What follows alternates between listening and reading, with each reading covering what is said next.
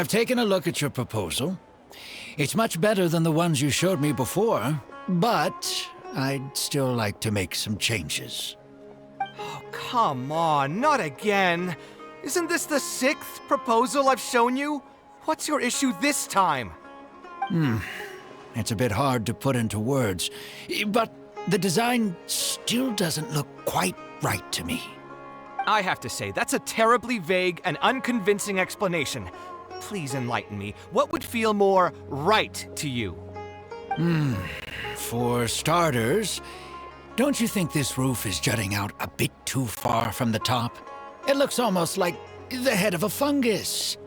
This door, too. I don't think it needs to be nearly this large. If you could reduce it to around my height, you could use the leftover materials to construct a few more rooms. The roof and the door are the most fundamental parts of a building. If we were to change them, then what would be left of the design? Even if the soul of the building won't be lost, all traces of architectural style would be gone. Anyone with the slightest inkling of architectural knowledge would know to leave them alone. Oh, I understand the principles of what you are saying, of course, but the truth remains that I'm still a bit unhappy with the design as is. Is there anything else that you can do? Oh, actually, I just got an idea. Can we get rid of all the extraneous sections on the roof, so the whole design will just be one vertical structure, similar to that of a tree trunk? What? Don't architects often say that symmetry makes everything more balanced and pleasing to the eye? This way, the proportions will be completely balanced. I really don't know how you managed to come up with such a ridiculous idea. Wait, don't tell me. Someone hired you specifically to commission me and put me through the ringer? Come to think of it, though, I really don't think I've gotten on anyone's bad side recently. Anyway, that's it. I will not be working on this commission anymore. Goodbye. Maybe you can find yourself some other genius who'll be able to satisfy your demands. Hey, young man, please wait! Oh.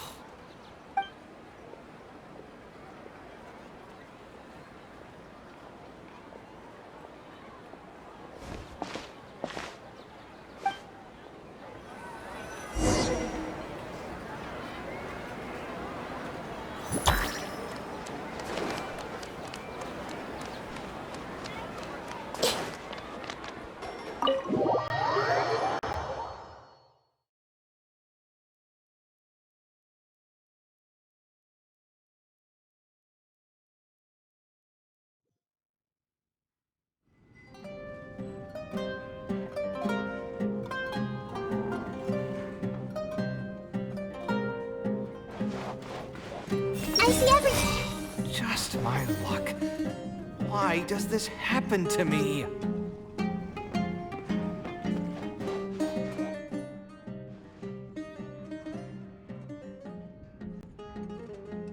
Taking this commission was truly the worst decision ever. Oh, hey. I wasn't expecting to run into you here. Actually, while we're on that, what are you doing here at the tavern? Don't listen to anyone who says that drinking is an elegant pastime. It's no good for your health. So you saw all that, did you? Ugh, I thought I was in the clear. I made sure to double-check that nobody I knew was around. Anyway, thanks for looking out for me. Honestly, it wasn't that big of a deal. I'm used to it by now. Stress is just an inescapable part of being a working adult. Boss, I'll have a glass of wine, same as last time. Do you want something too? I'll put it on my tab. Wine and a glass of juice coming right up. I know you're already keeping a secret from me, but if you could add this one to the list as well, I'd really appreciate it. Arguing with a client is not a good look for me. If word gets out, other potential clients might be afraid to work with me. That guy, though, what was he even going on about? All those ridiculous demands of his? He's just a blabbering fool trying to act like a know-it-all.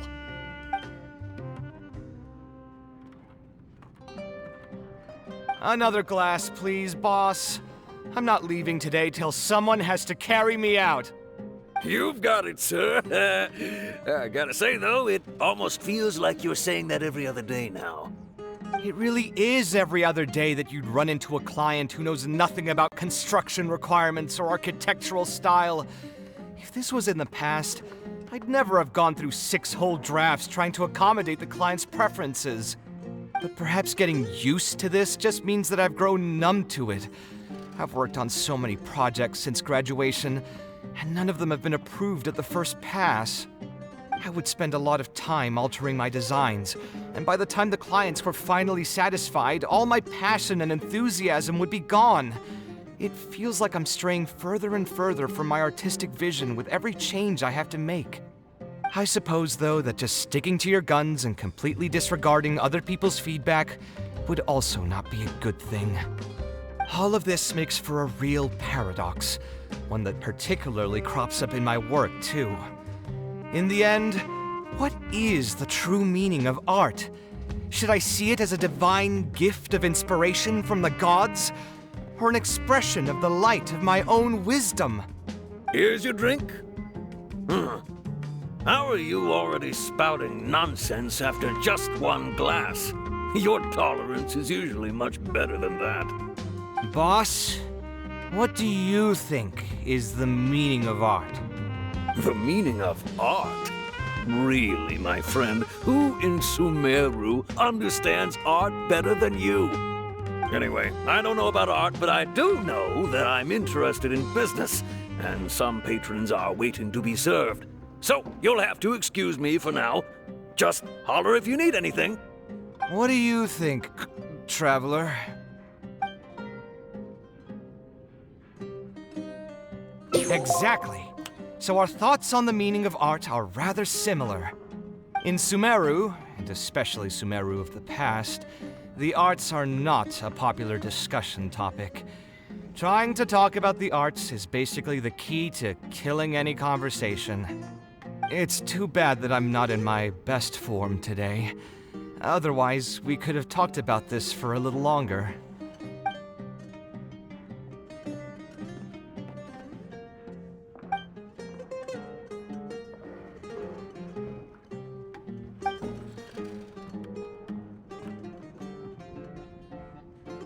Sounds great to me.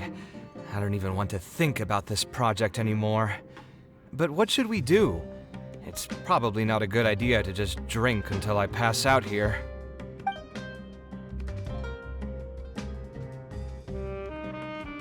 Huh? Where did that come from? I mean, it's not like it's some kind of secret. You probably already know some bits and pieces of my past. My mother is also an architect. I've always adored her drawings, and when I was young, I used to sit next to her and watch her bring all kinds of buildings to life on paper. You could say my interest in architecture just naturally grew with time. Perhaps.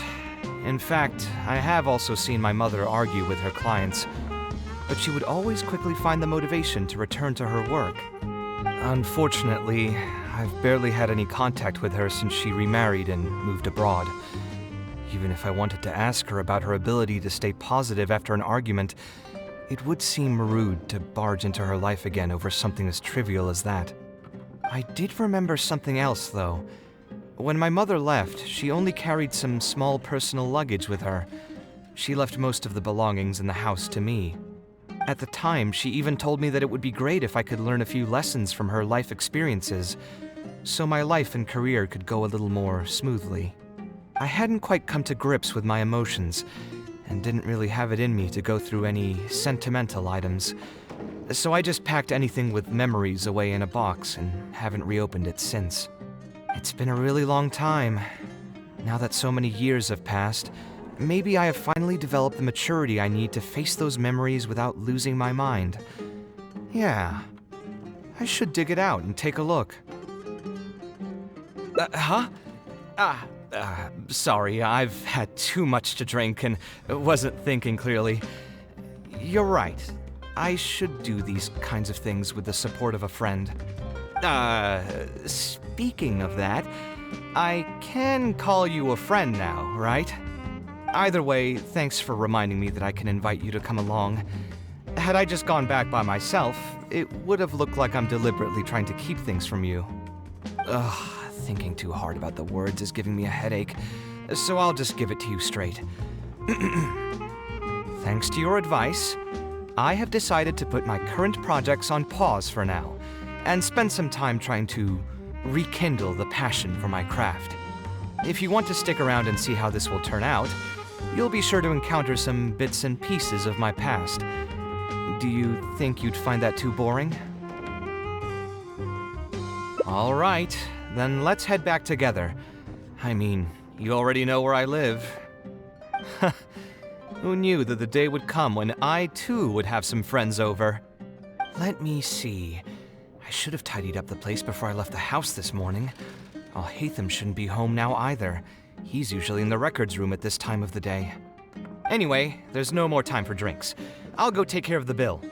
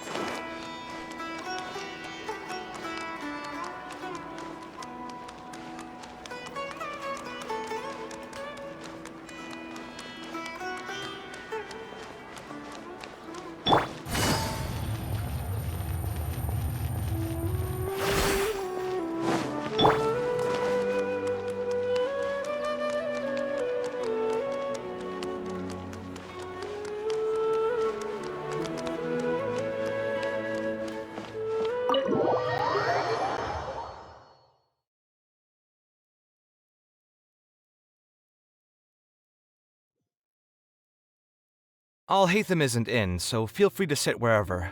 I'll bring out the box.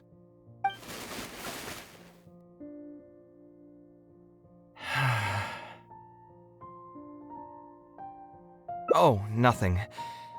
I just didn't realize how much time had passed. The box is pretty dusty, which means it's already been a while since I've moved into this place, and many years since my mother moved to Fontaine. I'm happy for her. I hope she'll be able to find happiness there. She raised me all by herself after my father passed away. It definitely wasn't easy for her. Anyway, enough about that. Let's see what I packed into this box. What are all these things?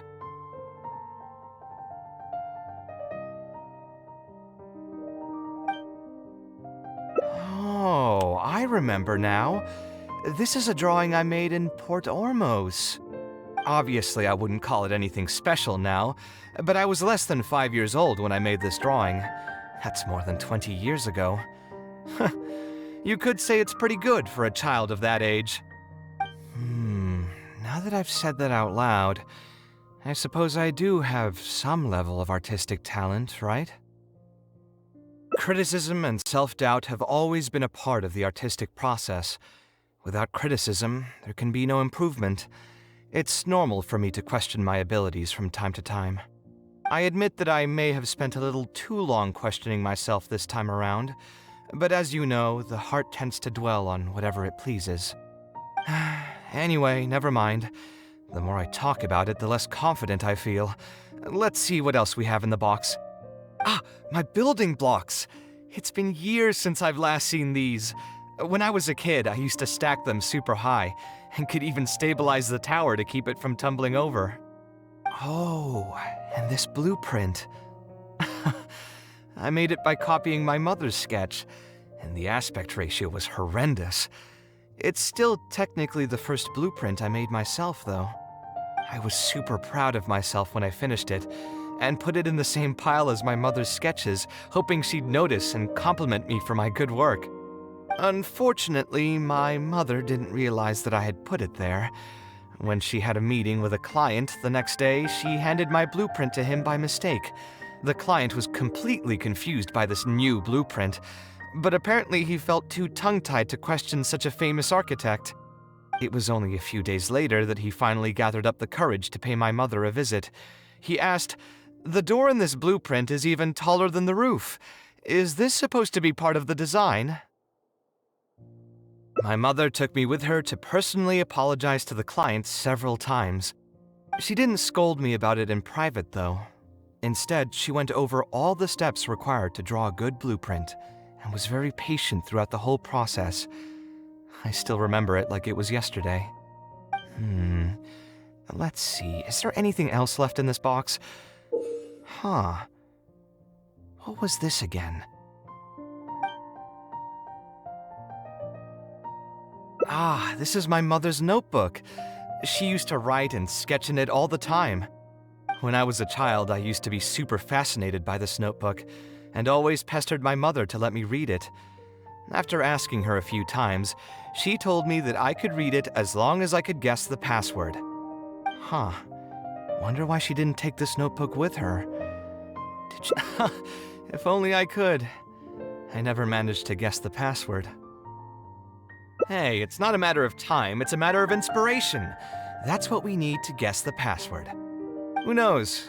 Maybe this time something will click in my head, and the answer will just present itself. Let me think. What could it be? I could tell what you were thinking. Don't worry, I tried all the easy guesses a long time ago.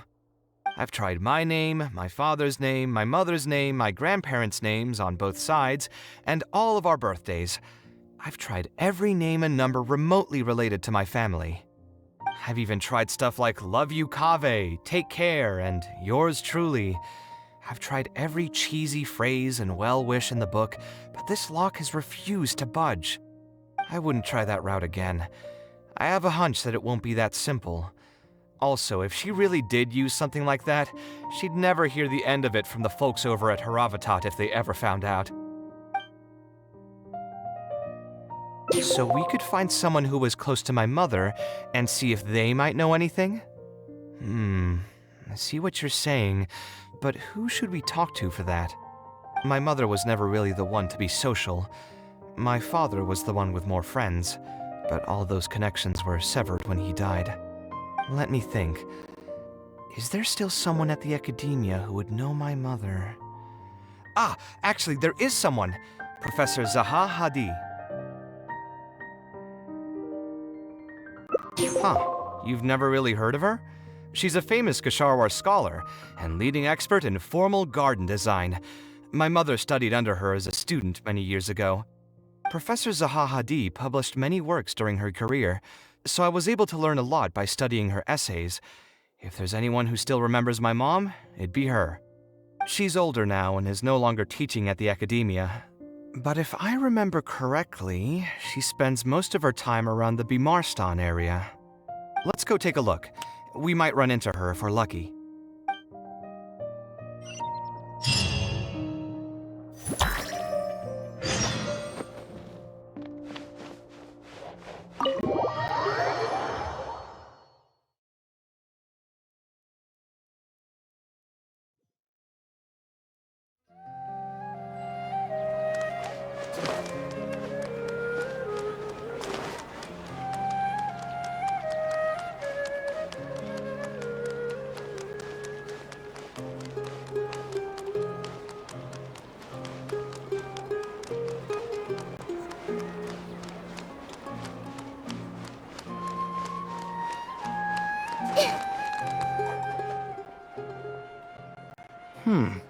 What am I supposed to do now?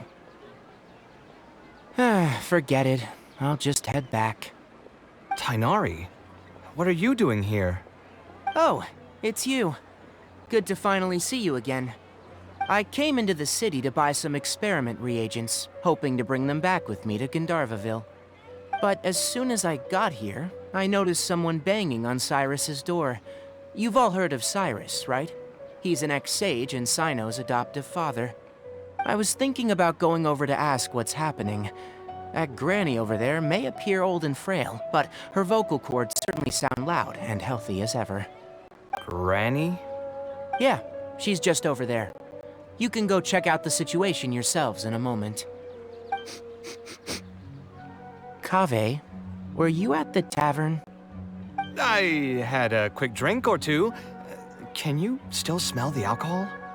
Drinking in broad daylight. Really? You want to pass out by the road and get run over by a sumpter beast like some mindless fungus, huh? And you, traveler? You didn't try to stop him?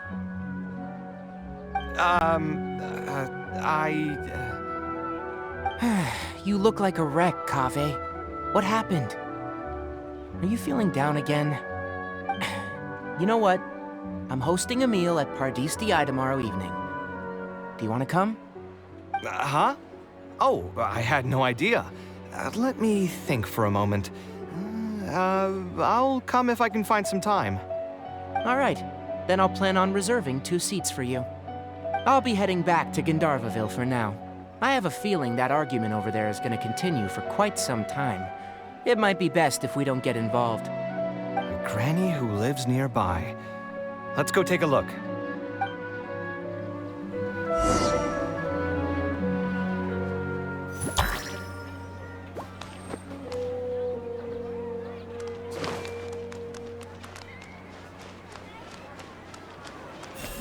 My tomato. I know Cyrus is the one who picked it.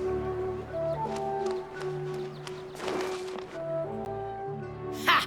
So, plan on keeping yourself locked in there, huh? Fine by me. If you're not going to come out, then I'm not going to leave. My tomato was growing so well, it had all the potential to become the best tomato this year, and you cut it straight from the vine. I already told you I had nothing to do with it. Why would I take a tomato that's still weeks from ripening? You'd have to be awfully green as an investigator to think it was me. You see, the word green here can refer to both the color of the tomato and the fact that your skills could use some. Enough nonsense! Just come out and face me, you coward! You're out of your mind. If I've actually done something wrong, then get a mantra and pull me out by force, why don't ya? Oh, why you? Professor Zahahadi? And who are you? Oh, Kaveh. Fancy seeing you here. How long has it been? Come on, get over here and let the professor take a good look at you. Not bad, not bad. You've grown taller again. Professor, what's going on here? It's no big deal, really. A few of us old scholars got bored in our retirement and decided to put together a vegetable growing competition. At the end, whoever loses will have to go up on stage and do a performance for the winners. Which brings us to our current predicament. My tomato was sure to win until a certain someone decided they couldn't bear to lose. Hey, don't try to defame me in front of the kids. If we're airing out each other's dirty laundry now, then why don't we talk about you sneaking into Janat's garden the other night? Ahem! Lucky for you, seeing these youngsters come to pay their respects today has put me in a better mood. I'll let you off the hook, for now. Come on, let's go. We'll take our conversation elsewhere. He doesn't need to be a part of it. Yes, of course.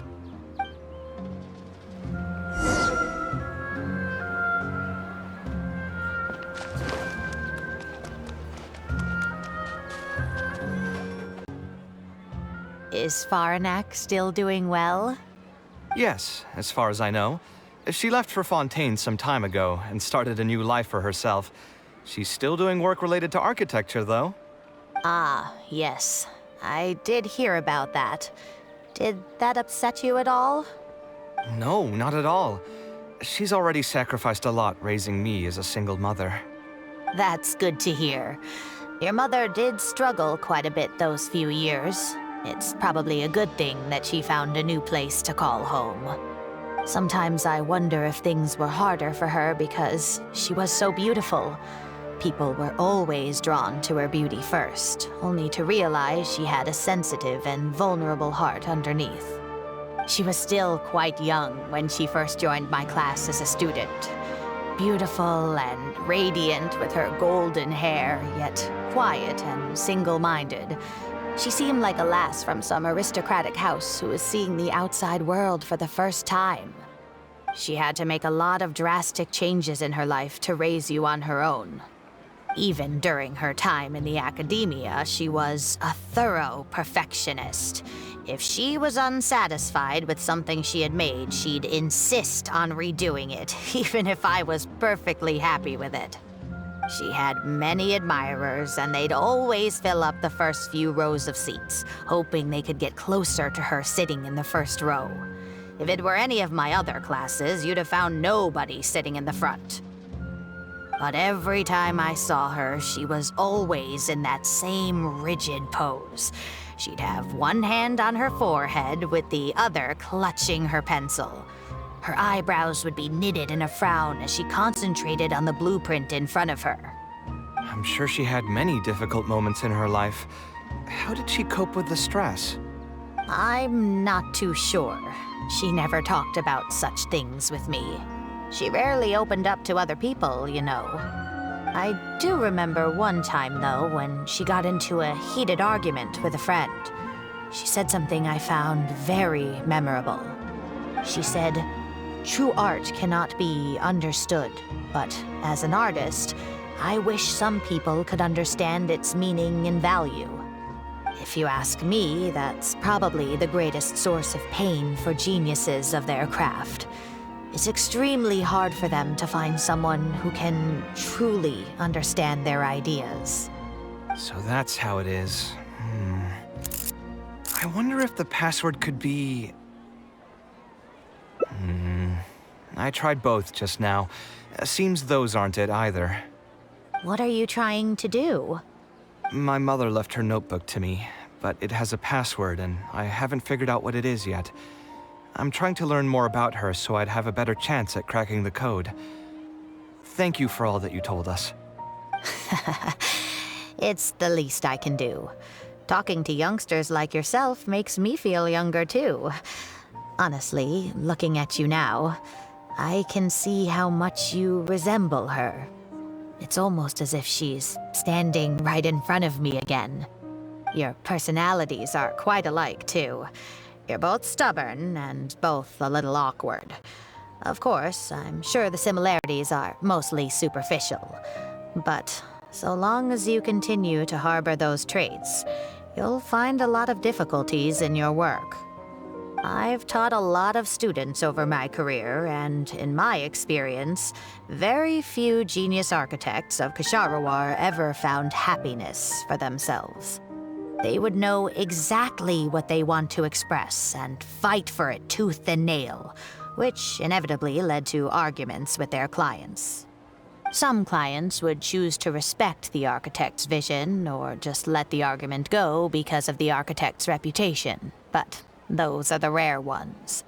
When Faranak first graduated, she was getting into arguments with her clients nearly every single day. I think it only got a little better when she met your father. I see. But could he understand the designs my mother made? No, I think they were probably beyond him, too. But despite that, he still stayed next to her, listening to her joys and sharing in her sorrows. Faranak had many admirers, but she ended up choosing your father. His support probably played a part in that decision. So instead of understanding, perhaps all we need is just companionship. Huh. It worked! Oh, was that the right password? Yes! Then you should be on your way, child. Find a quiet place and see what she wanted to say to you. Being the awkward person that she is, I suppose there were many things that Faranek could never say out loud. Instead, she probably left them in her diary, hoping that they would make their way to you one day. If you're ever in a mood to chat again, just come and find me here. You're always welcome to discuss architecture topics with me as well. Thank you so much, Professor. There's no need to be so formal. I'll let you kids go. It's time for me to take another stroll around the vegetable garden. I wonder what my mother could have written about. They all say Zaha Hadid's class is the toughest, but I think it's actually not too bad.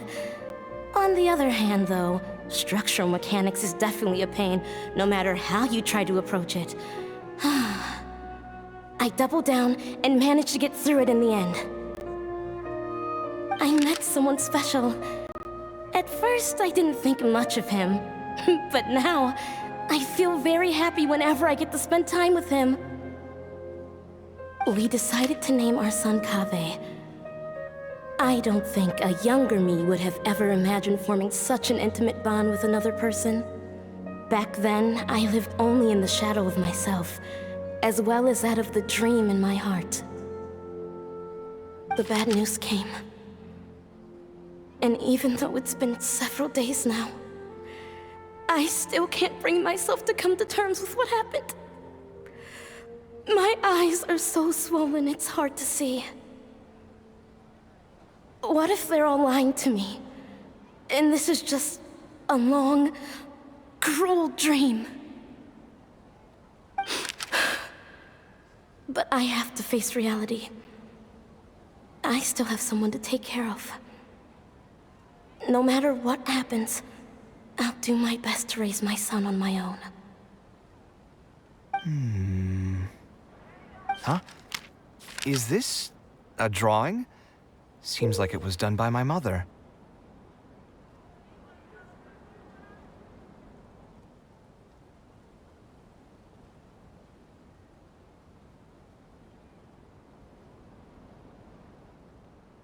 This blonde man was probably my father, but who are the other people in the picture?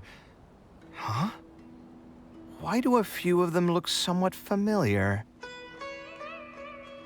From the dates in the notebook, she probably drew this more than 30 years ago. I hadn't even been born yet. Maybe we were thinking too much. Oh, there are a few lines written in the diary about this as well.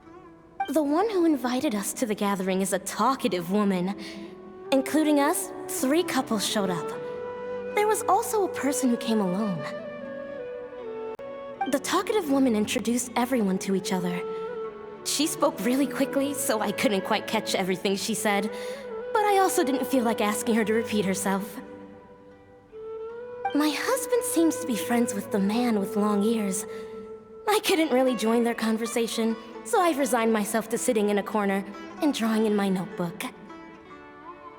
I don't think I'd be able to become friends with any of these people, especially that stiff-looking couple. That man is certainly very handsome, but he would constantly alternate between disjointed and serious ways of talking. His wife is a bit more bearable.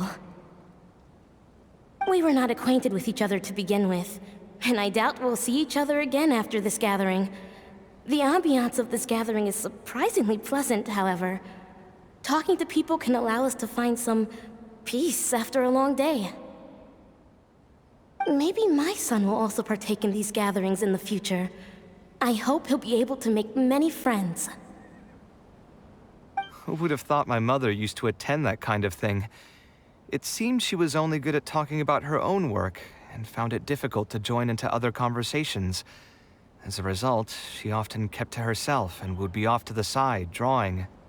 There's more written on the back. Oh, it seems like it was written to me. Kaveh.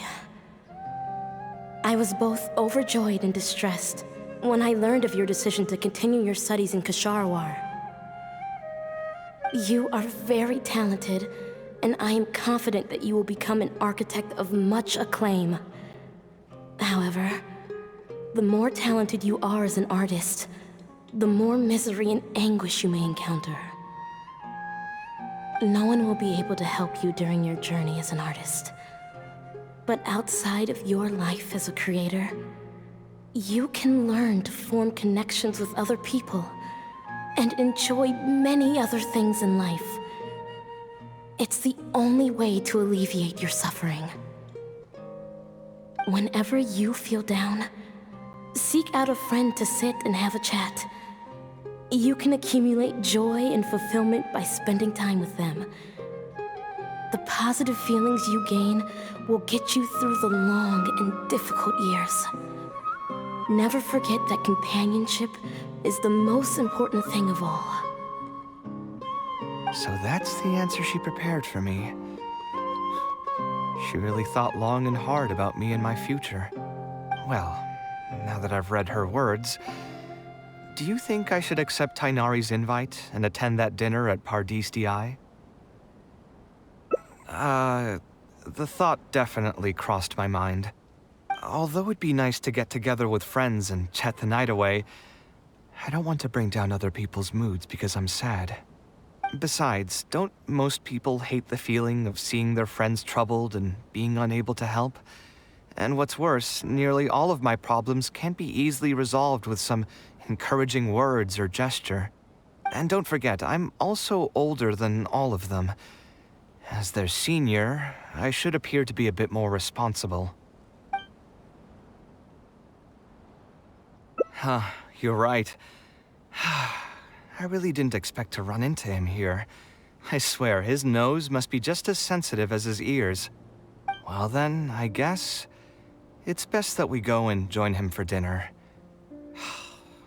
That means I'll owe him yet another meal now. You know what? I'm not going to overthink it. I'll see you tomorrow at Pardis Di.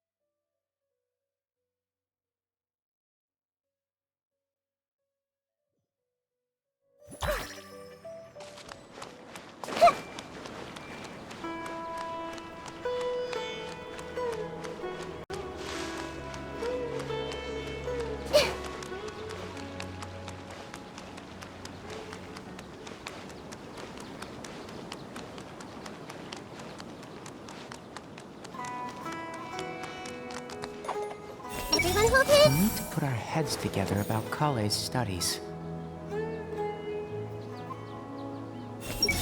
Once dinner's over, I'll tell them the joke I came up with yesterday.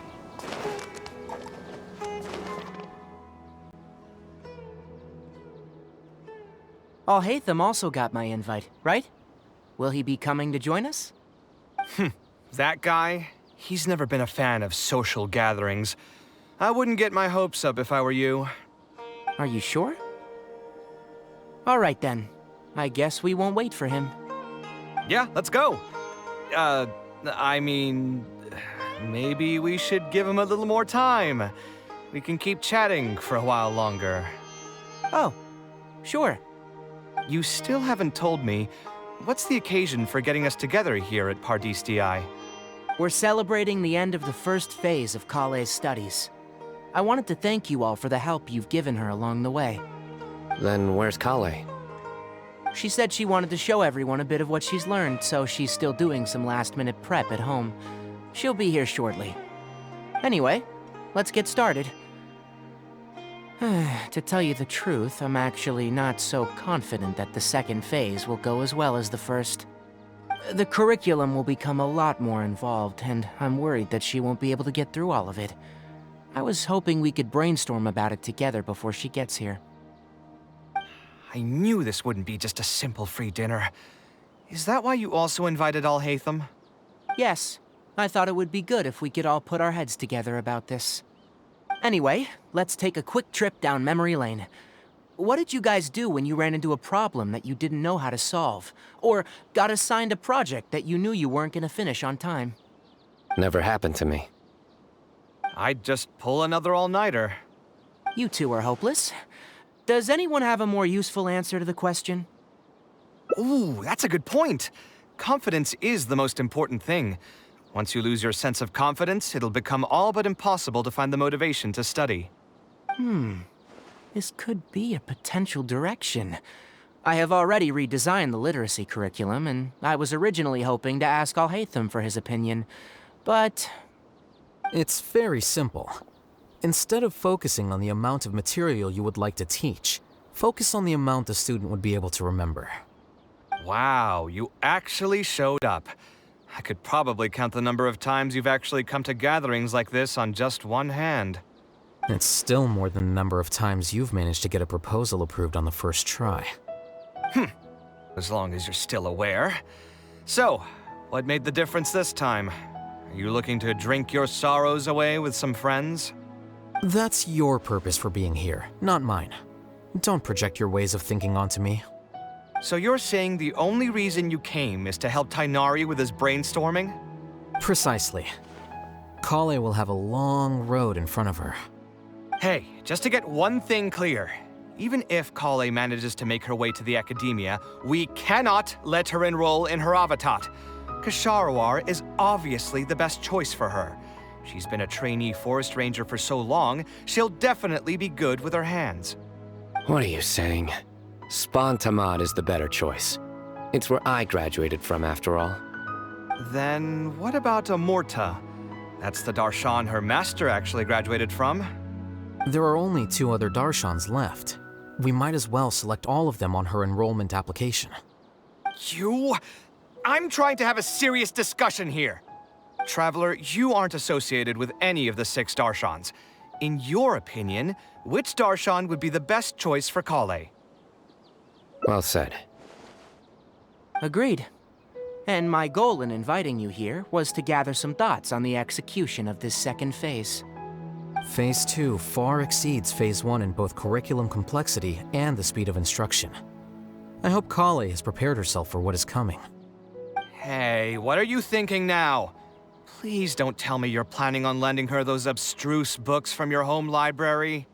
Actually, I was thinking about lending her a professions guide. I'll make sure to write, "Don't become an architect" on the front page of that.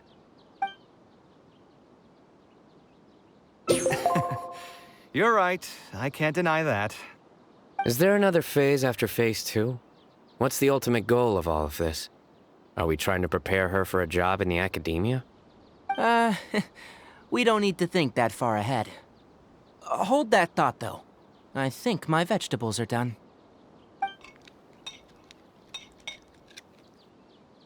I'm telling you, that client had no idea what he was talking about.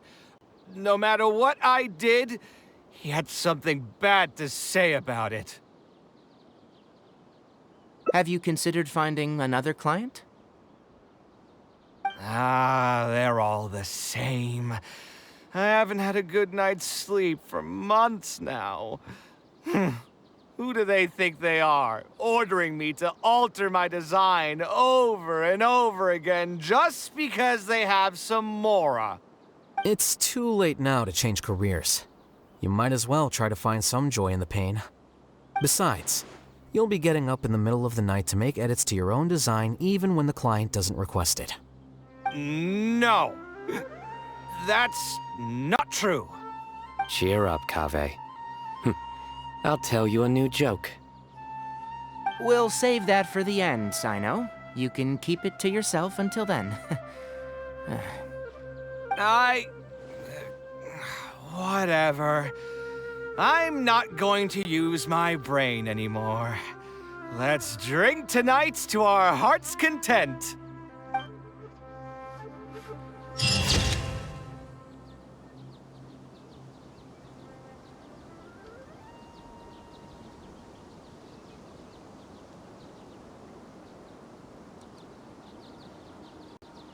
something on your mind again? Let's work through it together. 2 heads are better than 1.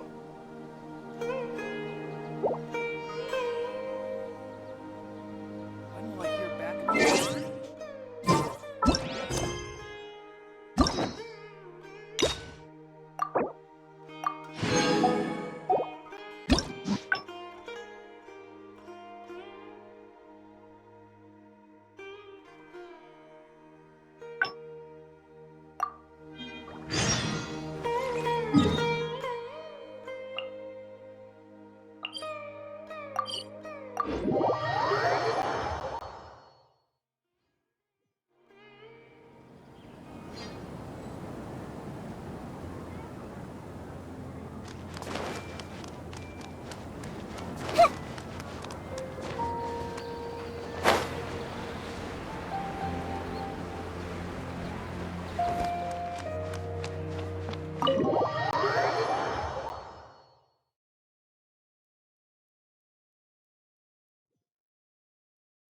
Alhaitham isn't in, so feel free to sit wherever.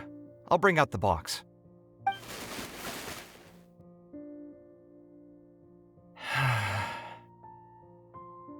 Oh, nothing. I just didn't realize how much time had passed. The box is pretty I'm happy for her. I hope she'll be able to find happiness. Anyway, enough about that. Let's see what I packed into this box. What are all these things?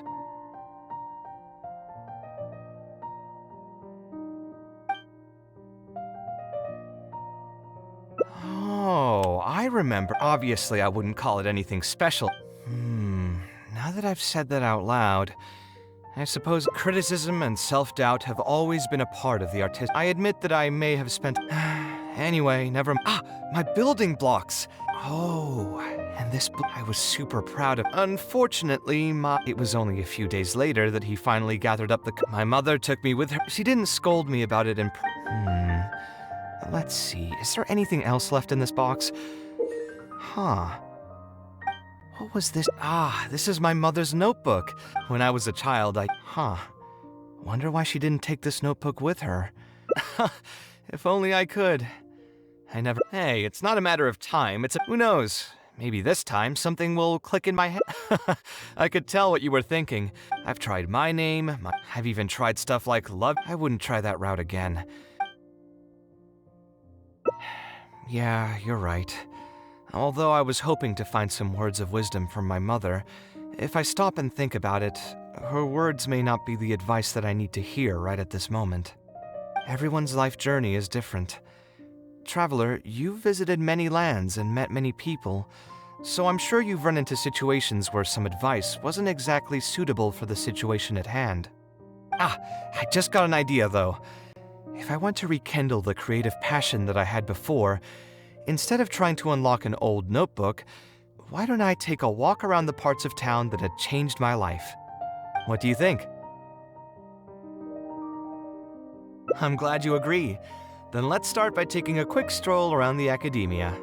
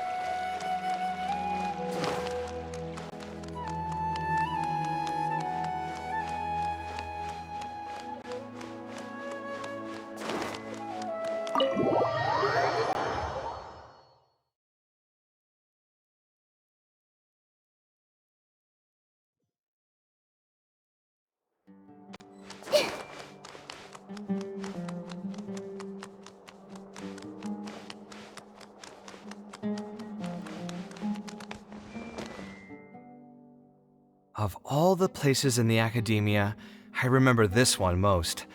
When my studies got busy, I used to pull all-nighters here trying to finish my blueprints.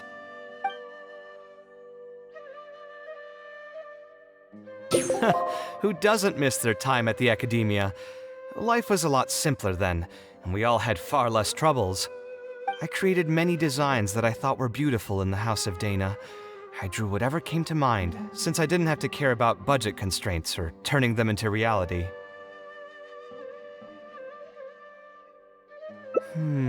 If I had to give a reason, it'd probably be because I like the ambiance here. The academia also had a rule that allowed scholars to annotate any physical books they came across. As a result, the books here are chock full of scholars' wisdom across many generations.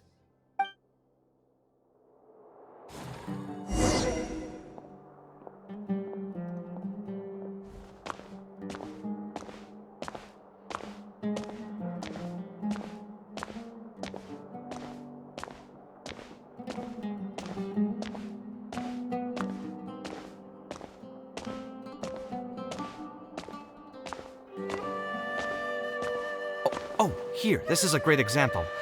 This book, History of Ancient Sumeru Architecture, contains some analysis that I did many years ago. Huh? Why is Alhaitham's handwriting also in here? When did he ever read this book? I guess it's probably from when we worked on that research project together. Anyway, he probably never cared to tell you this, but the House of Dana is where Alhaitham and I first met. I came here to do my homework, and saw him sitting by himself next to that row of bookshelves. A group of Haravatat scholars were chatting near him, but he looked as if he was too lazy to join them. There was a pretty stark difference between him and all the rest of them. It was my fault for feeling bad for him. I thought he must have gotten into some kind of trouble and went over to ask if he needed anything, not realizing that... Not realizing that you were in fact the one in a whole heap of trouble? Alhaitham? Why are you here? The House of Dana is a public space. Anyone can come here, no? But shouldn't you be at the records room at this hour? You're not here to watch me make a fool of myself, are you? You think I would derive amusement from watching you fall into depression over your life's various troubles? If that's the case, then I suppose I must have been entertaining myself for years. I came here to pick up a few files. If your voice hadn't managed to get through my soundproof earpieces, I probably wouldn't have noticed you. All right, I admit I was probably overreacting just now. Probably not when he's right here with us. As his senior, I shouldn't try to tarnish his reputation. There was nothing embarrassing or shameful about it. When I was still a student at the academia, I once collaborated with Kaveh on a research project. A collaboration is usually beneficial for all parties, but due to issues with our personalities, we ended up going our separate ways before completing the project. We had a number of differences, and they remain unresolved even today. But there's no point going into that right now. The more important question is, why are you at the House of Dana? As a senior scholar, isn't it my responsibility to offer my friend a quick tour and explanation of the academia's architecture? I see. Then let me guess. Your next stop will be the pavilions around Razan Garden? Our famed architect sure loves showing off that corner to all his friends. Oh, and Kaveh, a lot of the books you annotated have been moved to the innermost section of that bookshelf over there. You'll have to dig them out yourself if you need to find them. Huh? But why would you know that? Don't tell me you finally had an epiphany and realized that there's great virtue in respecting your elder's work. Sure, if that will give you some self-confidence. Leave any words of thanks you may have to the ex-Grand Conservator. The last time he was here, he was complaining that he had received reports from current students. The main grievance being that the annotations are too long and difficult to read. As a result, the books you annotated have been moved to the back shelves. What? But all of my annotations were extremely important. Instead of reporting me, they should have been thanking me for my service. The notes that I took, they couldn't have asked for a better analysis of those books. Okay, just you wait. I'm going to fix this right now. I'll dig all the books out and return them to the proper shelves. Oh, we'll wait. Anyway, you were about to say he's feeling a bit down? Put through the ringer. What an interesting phrase. I assume he used those exact words himself? He probably did suffer quite a bit, that's true. He always spends a lot of time editing his proposals, with the goal of satisfying as many of the client's preferences as possible. But the satisfaction of one client will not translate to general satisfaction with his work. Many problems in life can only be solved by a fundamental change of attitude. As the leading genius of Ksharawar, Kaveh should have both the right and the confidence to reject any unreasonable demands. There are plenty of architects in Sumeru who are inferior to him in skill, yet far more irascible in temperament. What's more, there are plenty of people who look up to such individuals as paragons of staying true to one's principles. Clearly, his predicament is inevitable, since he holds other people's feelings as more important than his own. Of course, each person is different, and we should respect the paths that they have chosen for themselves. Admonitions will serve no purpose. People tend to succumb to familiar pitfalls, and this is especially true for those who believe it's their duty to carry more burdens on their shoulders.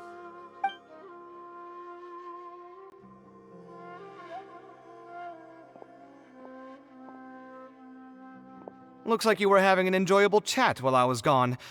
Were you talking about me by any chance? What do you think? What else is there to talk about? Surely no one would be interested in talking about the files that you were browsing through earlier. Anyway, you should take a look at this. Look at this comment on page 82. Dear Kaveh, thank you so much for annotating this book in such detail. It was a great help to me. See that? Now that's how a student should treat their seniors. And it looks like you're already in a much better mood now. It really doesn't take much to make you happy, huh? Me? Happy? I'm mocking that retired blockhead for being so full of himself. He understands nothing about the true beauty of architecture. When I can find some time, I'll have a serious talk with him about making sure these books are put where they belong. Why don't you just move all the books yourself?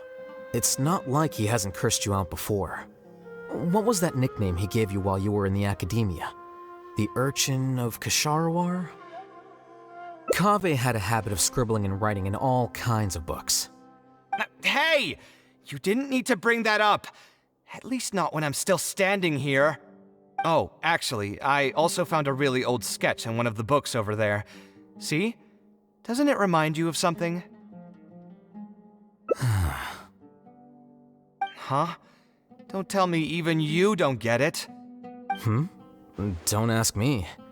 This is the time you specifically put aside to brag about yourself. Feel free to hoard all the spotlight you want. You? In that case, allow me to explain. Although this sketch is a little abstract, you can plainly see from the road plans that this was an original concept for the expansion of Port Ormos. We can also plainly see that the designer was a huge fan of this project. It's the project he loves to talk about the most, second to the Palace of Alcazarzaray. If I don't keep bringing up the neat projects that I've done, how would anyone know that I was the one who did them in the first place? There shouldn't be any complaints about Port Ormos. If I remember correctly, the construction process was very smooth, everything was made ready ahead of time, and there were very few safety concerns. There are indeed no records of any complaints about this project. A most impressive achievement. See? What did I tell you? Come on, let's take a stroll through Port Ormos next. I'll tell you all about the designs I made for the place. No need. It's almost time to clock out for the day, and I don't intend on bringing any unfinished work home. Suit yourself. It's not like you know how to appreciate artistry anyway. Let's go, traveler. I'll take you to Port Ormos.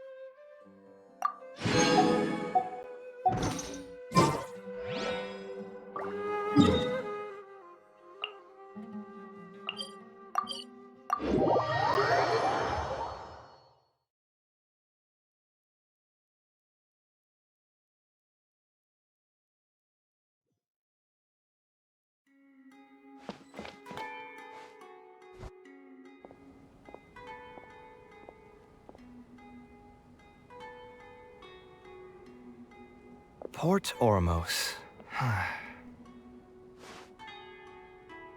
No, I didn't design any one specific building. Most of my work here concerned structural renovation.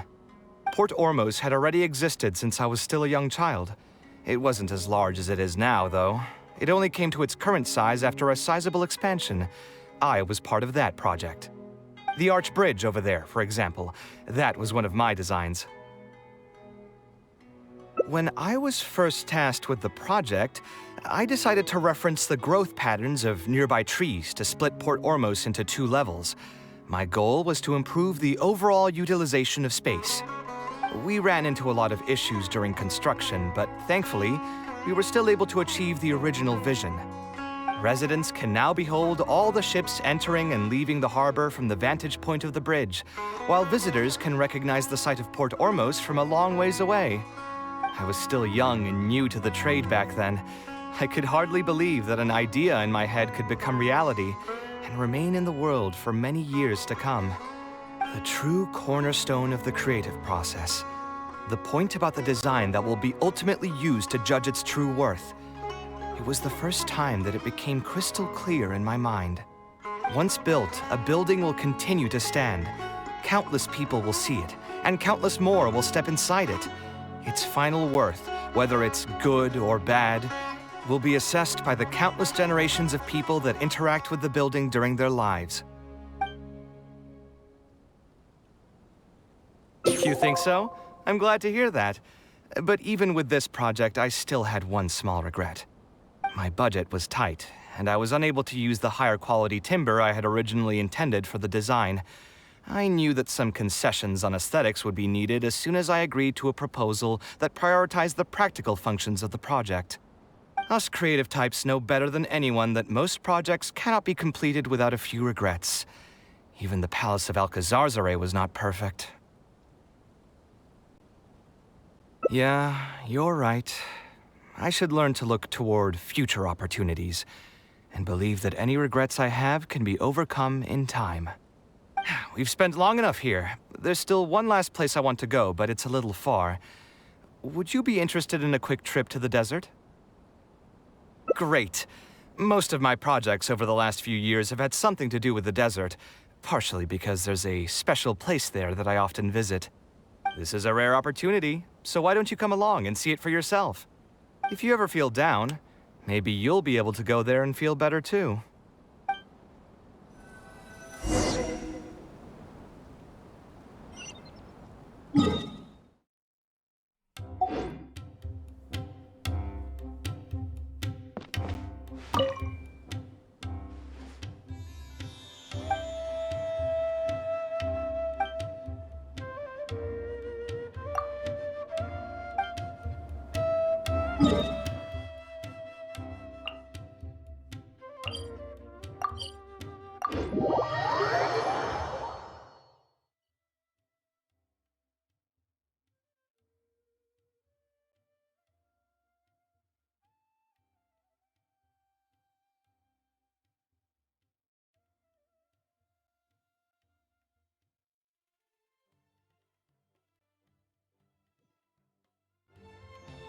Who would have thought that so many primal constructs could have congregated here while I was gone?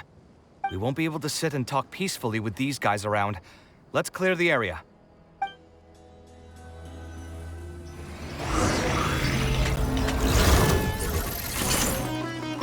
Shine down!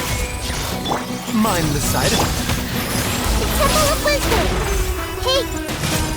Seems like an emergency. Here comes the challenge. Quietly now. I see everything!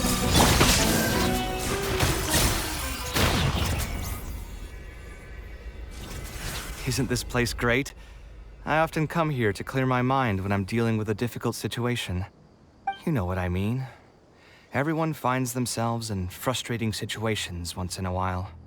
Just take me as an example. My family life got shaken up quite a bit when I was young.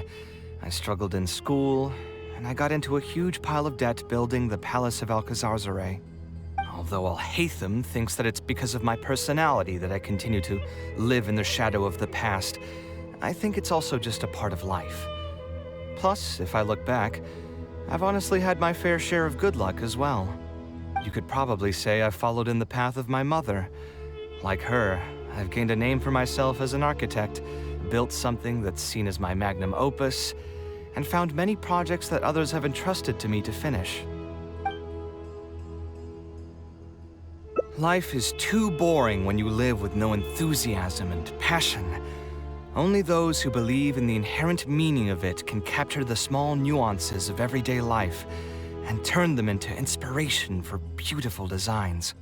Of course, I will concede that loving something also means taking it to heart. So to an extent, caring is also a source of pain. If I didn't love my work, I wouldn't be so torn up about it all the time. But still, isn't this place beautiful? Despite the erosion from the winds and changing seasons, you can still perceive its past beauty and glory. With different landforms come different architectural styles. The desert's history has left it with few records regarding its buildings, so I often visit the desert to investigate things in person. The sight here has moved me ever since the first time I laid my eyes on it. I told myself that one day, I would also be able to create buildings that move others. My pain will one day fade into nothing, just as I reach the end of my life. But buildings are different. They are far more valuable than most materialistic things, and far more durable than human flesh. As long as there remain souls in the world who can decipher the meaning behind them, they will also have acknowledged me across the vast stream of time. If you were to ask me what art is, that would be my answer. You think so? But I feel I've always been like this. Remember that question I brought up before? The one about whether I should see art as a divine gift of inspiration from the gods, or as a product of my own existential struggle? I still haven't found an answer to that yet. But if art wasn't inherently paradoxical and enigmatic, then people probably wouldn't be drawn to it. Those who pursue art will be unable to avoid the pain that it naturally brings. Will often be floating on cloud 9 one second and sinking in a mire the next. I'll try gathering my thoughts again once I've found a way to define art in the first place. In any case, thank you so much for listening to everything I had to say.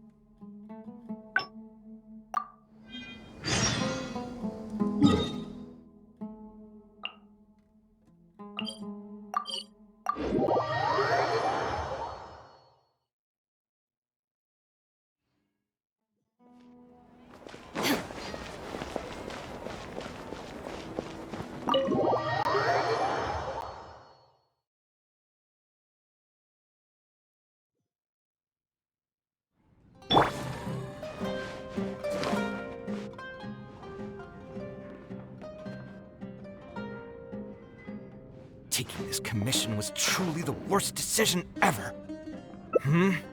Oh, hey, I wasn't expecting to run in. Actually, while we're on that, what are you doing here at the tavern? So you saw that. Anyway, thanks for looking. Stress is just an inescapable part of being a working adult.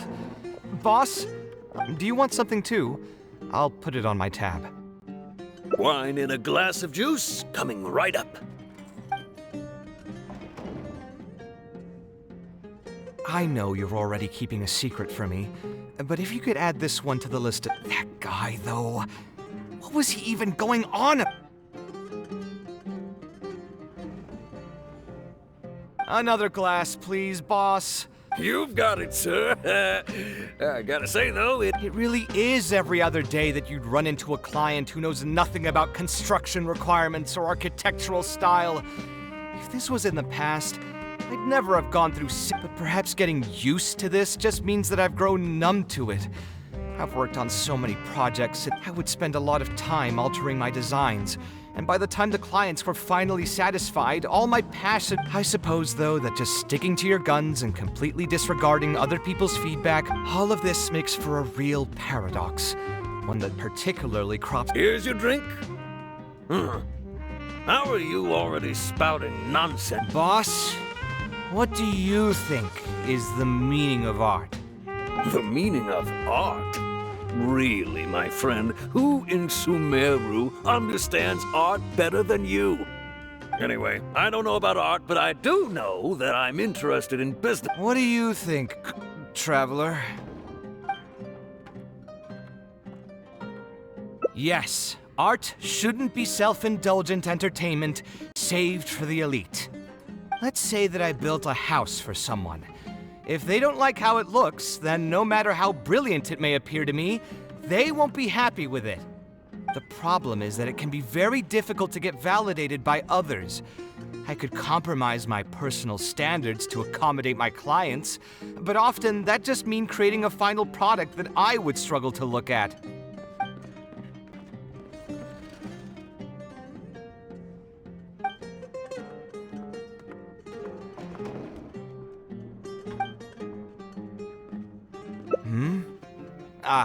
Thanks for offering, but you've seen how he is.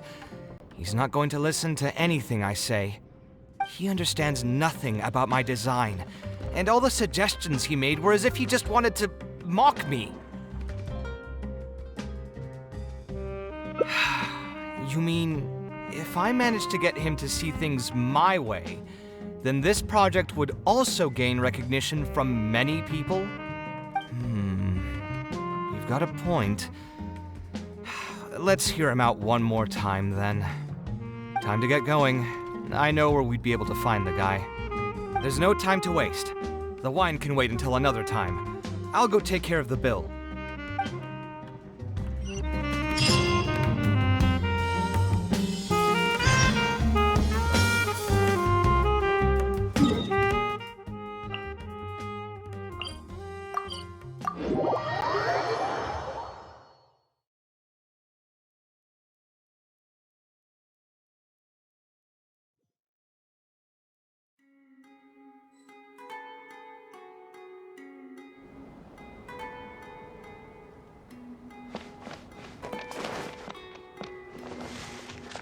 I still need some more Mora.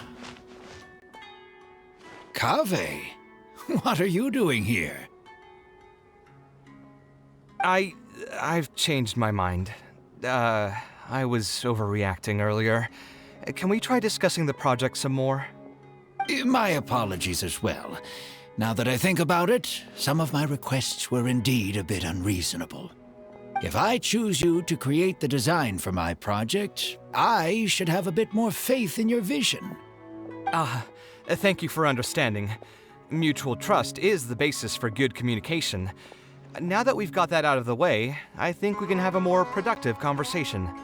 To be perfectly honest, your commission request has been the most peculiar one I've ever received. Even now, I still know nothing about the building's intended purpose. All I know is that you want to build something in the desert for public use. I am aware that overly specific requests will restrain the architect's artistic freedom.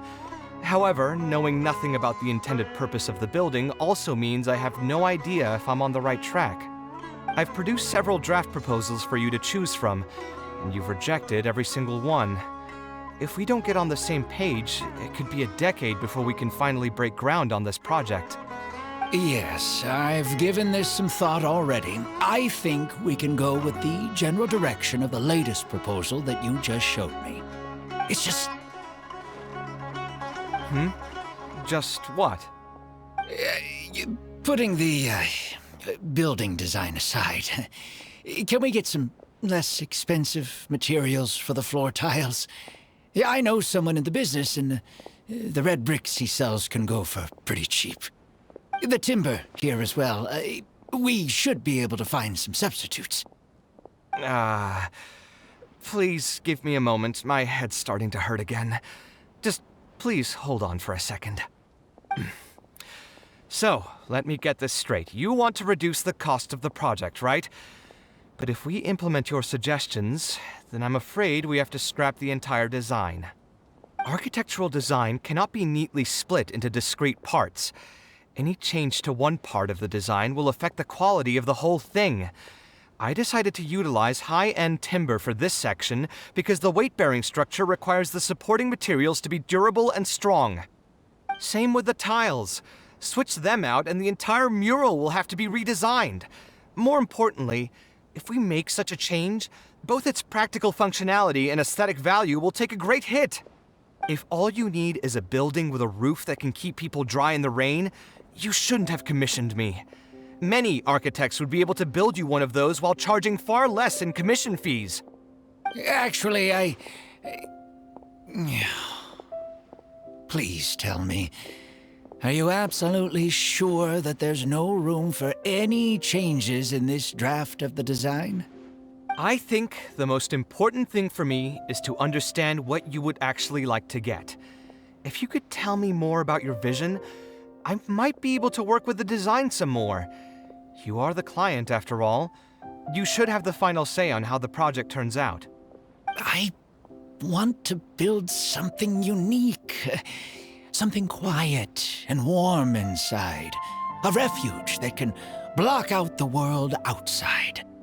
I want all who enter this building to be able to temporarily forget everything that's going on outside of the building and just focus on their task at hand. That's a bit more information than last time, but it's still extremely vague. To put it another way, every rich person who wants to build a mansion for themselves would request something like this. We've gone through many proposals, and this draft is already the cheapest one. Cutting costs by substituting building materials will not only detract from the overall effect of the building, it also won't save you much more in the grand scheme of things. Thank you for giving it so much thought.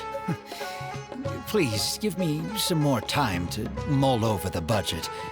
I'll get back to you once I've figured out a solution. I still have a few business meetings that I must attend, so I'm afraid I'll have to leave for now. You can just leave the proposal as is. I'll get in touch once I've given it some more thought.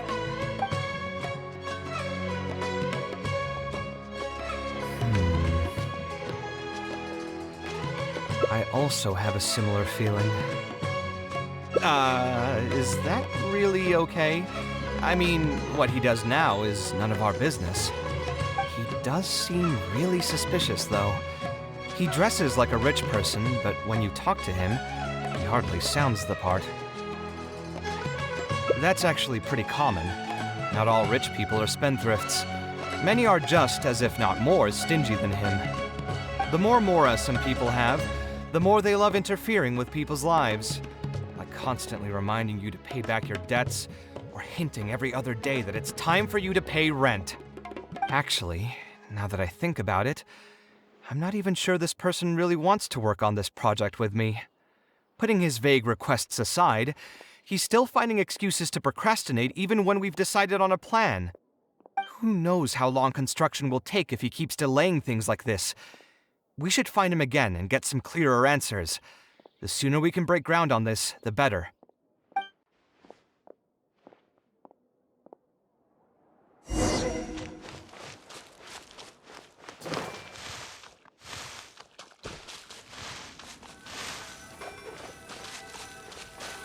Huh? Where did he go?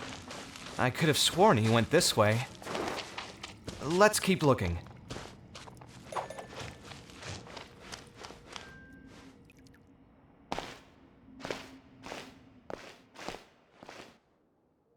Oh, hey, look! Isn't that Badawi? It sure looks like him, but he's dressed completely different now. What is he up to? Didn't I tell you before? I'm not looking for more workers. Plus, aren't you a bit old for physical labor? If something happens to you, I won't be able to pay for it. Oh, you won't have to worry about that. I grew up as an Eremite mercenary and worked in the desert my entire life. My body's still in great shape. I don't have many talents, but I still have my muscle. If you need someone to unload goods or drive away sumpter beasts, I'm your man. You used to be an Eremite mercenary? I know there are a lot of bad apples in our ranks, but most are just trying to make a living. We're not that greedy by nature, and we'll do our best when given a job. Let me think. I'm sorry, but I still can't take you in. I don't have any open positions right now, and don't have the Mora for anything more. How about this? Why don't you try your luck somewhere else? Okay. He used to be a member of the Eremites? Huh.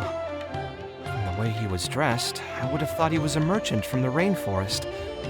Let's ask him about it.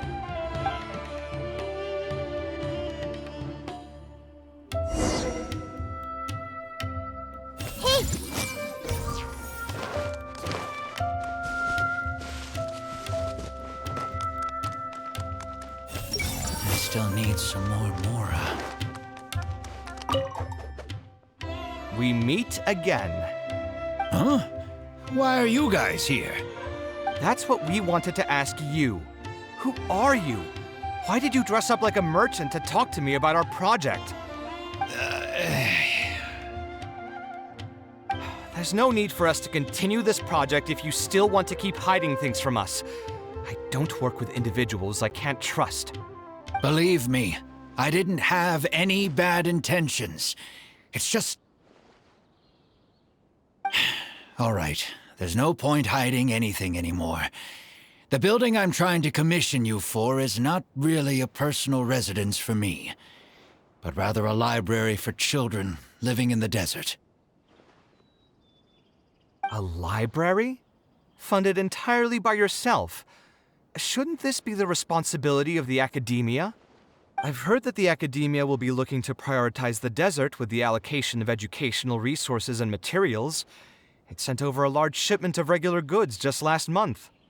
You're right, and I was aware of these happenings as well. I just figured what I want to do is a separate effort from what's already being done by the academia. The desert is too vast. Even if the academia spends a lot of effort trying to disseminate knowledge in those parts, it might still take decades, if not centuries, to reduce the educational gap that already exists between the two regions. And what's more, I don't know if the academia would ever reverse its stance in the future. All I know is that as a desert dweller, we should not wait passively for good things to happen to us. If we only did that, we'd never be able to stand up and hold our heads high. I don't have much longer left on this world, so I just want to use whatever time I have to contribute something to my homeland. I didn't want you to know that I came from the desert. I've lived in the desert my entire life, and there wasn't anyone here that I could trust. I figured I needed as much safety as I could get. To the point that you even disguised your identity? That's certainly taking playing it safe to the next level. Hold on. Don't tell me you've also been scammed before. When I first came to Sumeru's city, I brought a lot of Mora, hoping to find an architect that I could work with. Someone agreed to take on the project, and even took a sum of Mora from me, but then disappeared without a trace. After that, I heard that there are a lot of untrustworthy people in this business. Some would run as soon as they've been paid, while others would deliberately use expensive materials and take a cut of the construction funding. I spent a while collecting information in the city, and eventually learned that you're the most famous architect in all of Sumeru. I figured that you wouldn't need to make Mora by scamming people, so I decided to reach out to you. By the way, how did you know I was scammed? I don't think I've ever mentioned that to anybody. Just a hunch. A while ago, I accepted an offer to work on a project in the desert, and was also scammed out of a large sum of Mora. I ran into someone who was living in a pretty run-down house. I noticed a load-bearing wall on the verge of collapse, and suggested that I build a new house for him. He said that he had no way to pay for it, so I loaned him some of my own mora, and told him to get some stone and timber from the local vendors. Soon after that, I found out that he had gone gambling with all the money, and lost everything, down to the last coin. And after that, he even borrowed mora from me twice more, using a different excuse each time. I didn't even suspect him of any wrongdoing until he hired a group of mercenaries and tried to ambush me in his own house. According to him, I looked like an easy target because I was an academia scholar who didn't have any family or friends in the desert. What kind of person would just look at someone else and think, this guy looks like an easy target? Those kinds of things do happen every once in a while, yes. Folks like him are the exact reason why us desert dwellers' reputation have gone down the drain. I must apologize to you on their behalf. It's all right.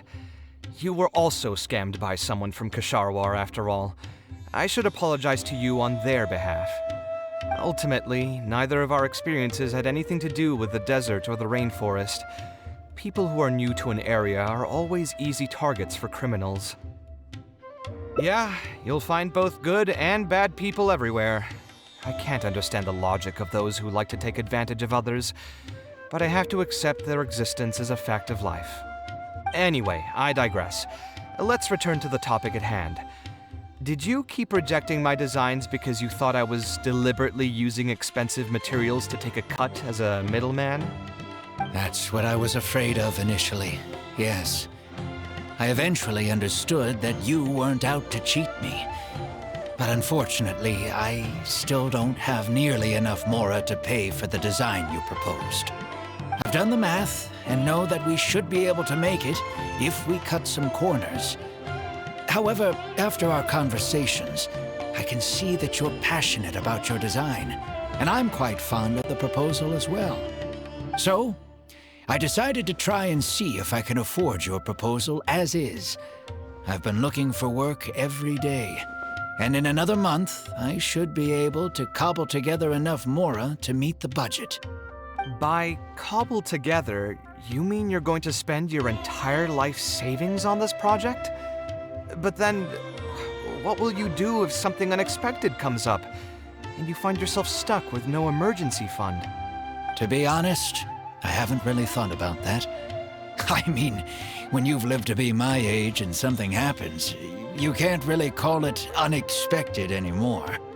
All I want is to build this library before I leave this world, so that the children of the future would have some books to read, and the desert dwellers would be able to learn their letters and pick up some practical knowledge. A while ago, I heard that the academia had decided to recruit a number of exceptional children from the desert. Of course, this is welcomed news. But as someone who spent their entire life in the desert, I still have a few concerns. I know the desert life and can predict what the problems will be. Many children from the desert have had neither the interest nor the proper environment to learn. So even if the academia would take them in, once they enter the halls, they might find themselves surrounded by other children who look and act very differently from them. And as a result, they might become socially isolated. Yes, I can imagine that. My father passed away at an early age.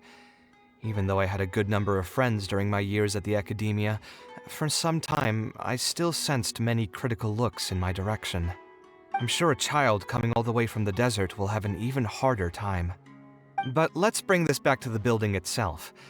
I think you said that you want this building to be quiet and warm, with its doors serving as a solid barrier to block out the sound and fury outside, and allow one to focus on the book in their hands. Building it according to the current plan will be quite costly.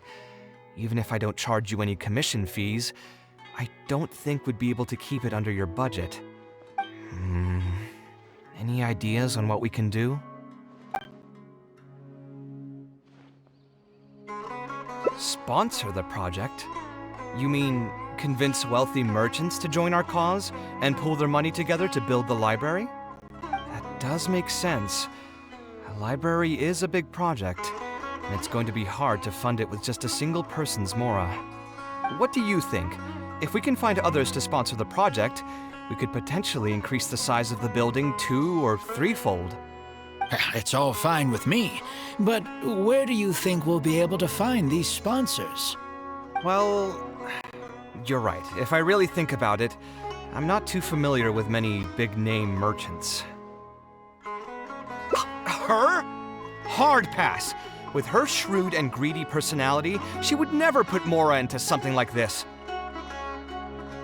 Now there's an idea. She probably won't say no if all she'll need to do is to make some introductions instead of spending Mora. Let's go and pay her a visit.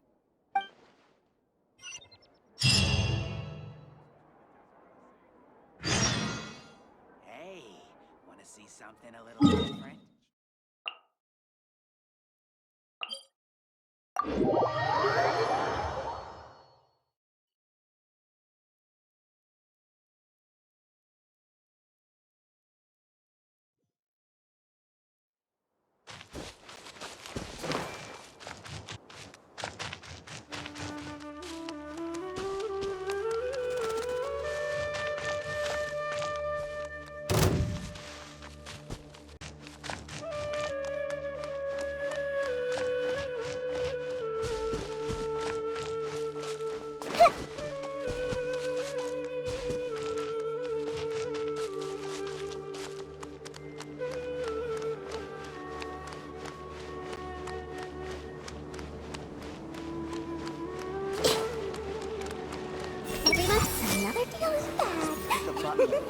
Mora, my beautiful Mora. Oh, now here are some unexpected guests. What brings you to the Palace of Alcazar's Ray? When I saw Kaveh, I almost thought it must be that time of month again. Sadly for me, I must wait a few more days before I can collect my shiny Mora. Hey, can't you think of something else for a change? You are literally living in an objet d'art, and yet your mind is still fixated on nothing but Mora? What is the point of wealth, anyway? Is your happiness entirely dependent on your hoard of cold, emotionless Mora? That's exactly right. Mora is extremely valuable, you see. If you don't keep your mind on it, your Mora may just find its way to somebody else's pockets. If you ask me, this place is still way too empty. Just give me some time and I'll fill it to the brim with lots and lots of Mora. You're hopeless. Oh, so you have an actual reason to visit me? All right, let's hear it. Merchants? Why? Is there some kind of business opportunity? Oh, I see. So you're just looking for someone to help you fit the bill. I knew you wouldn't be interested in something like this. Still, you wouldn't refuse just making some introductions for us, would you? Sure, I can connect you with some folks, but with every service comes a fee, you know. A fee? You mean just for introductions? Of course! Making introductions means using my connections and putting my reputation on the line. Why wouldn't I charge a fee for something so important? And since we've known each other for so long, though, I'll give you a huge returning customer discount. How about 500,000 Mora? 500,000? I guess that's okay. But why are you charging a fee before we've even secured any funding? That just doesn't seem right. Besides, by helping us out, you'd be doing a great service to the public. Can't you take your mind off your Mora even for just 1 second and focus on something far more important?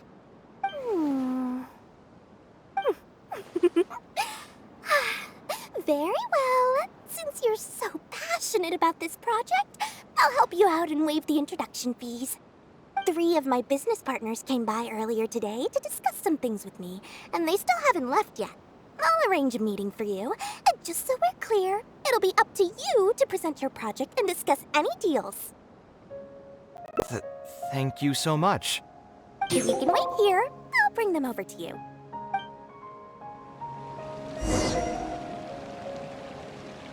I see everything. They are Dory's associates. So... A should have paid more attention during the negotiations just now. I could have made so much more. Speak with the butler if there's something. I should have paid more attention during the negotiations just now. I could have made so much more. What do these people want? The delivery checklist. Dory gave us a brief introduction about the two of you. You are Kaveh, the renowned architect, and you are the traveler. Practically all of Teyvat has heard of you by now. To be frank, I don't feel like there's an obvious business opportunity here, but since Dory took the time to introduce you, we can spend some time to have a conversation. So, let's hear your idea. All right, here's the situation. I've been commissioned to build a library in the desert, with the intended goal of allowing the desert dwellers to have more access to reading materials. So it's a public welfare project. Correct. Then the commission fees will likely be very low. You should be careful. I'm not too concerned about how much I'll get for the commission fees, actually.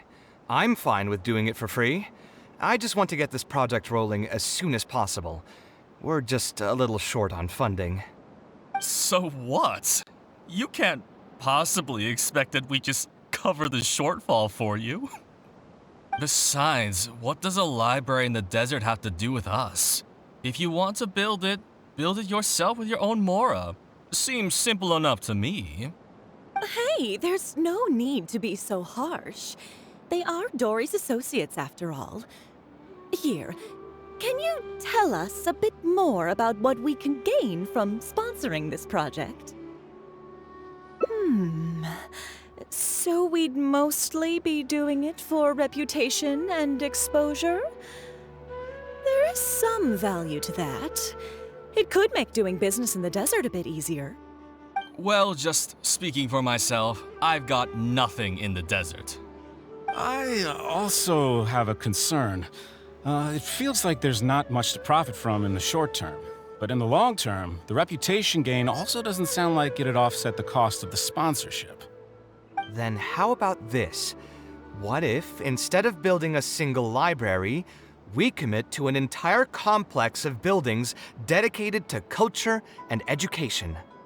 Wouldn't that just cost more? Yes, but in that case... Mr. Kaveh, please tell us what you have in mind. I'll just give an example. If we were to build a library and a school near Aru Village, then the desert dwellers would gradually begin to migrate towards the area. A whole suite of buildings will be able to host more traffic, and thus drive the economic development of the entire area. In turn, that would lead to direct business opportunities. I've been to the desert several times. Although there are still many lingering tensions between the two regions, the amount of interaction has been steadily increasing, and in the long term, the desert will only become more and more important to Sumeru. You do have a point. Education in the desert is indeed an industry that has not been tapped into. If we can be the first to place stakes in the area. And you just believe anything he tells you? Even the greenest amateurs know that urban planning will affect population flow. If you don't believe me, you can ask anyone on the street to confirm it to you. You... Hey, why are you starting to sound like I'll hate them? Wait, something just occurred to me. If we're going to build a library in the desert, Aru Village would obviously be the best place for it. But it seems we're not the only ones with our eyes on the village. I heard a rumor a while back saying a lot of land and buildings in Aru Village have already been secretly purchased by a big-name merchant. What? What? In other words, if we try to join the fray now, there won't be much left for us. If we want to build a suite of buildings focused on education and culture, Aru Village is the prime location. If we want to build it anywhere else, we'll have to deal with a far larger list of problems. It's not impossible, I suppose, but... Then there's no hurry. We can wait for Aru Village to develop more first and get into the market for expansion to other areas. But if you were to do that... Is there nothing else to discuss? Great timing! I pretty much heard all I want to hear. If there are no other urgent matters, I'll be on my way. I'll be off as well. If you have any new ideas, please feel free to reach out. It seems like the others are not interested in funding this, so no point in me doing this on my own. Let's revisit this another time. Hey, guys, wait! Well, what can I say? I guess it went somewhat as expected. They are Dory's friends, after all. As soon as they heard that there's not much more in this for them, they lost all interest. Yeah, it's just another day doing business with people, but I can never get used to that. Those people never think of anyone other than themselves. Looks like we'll have to figure out some other way to get the funding. Let's go. How did the meeting go? Want to talk about it?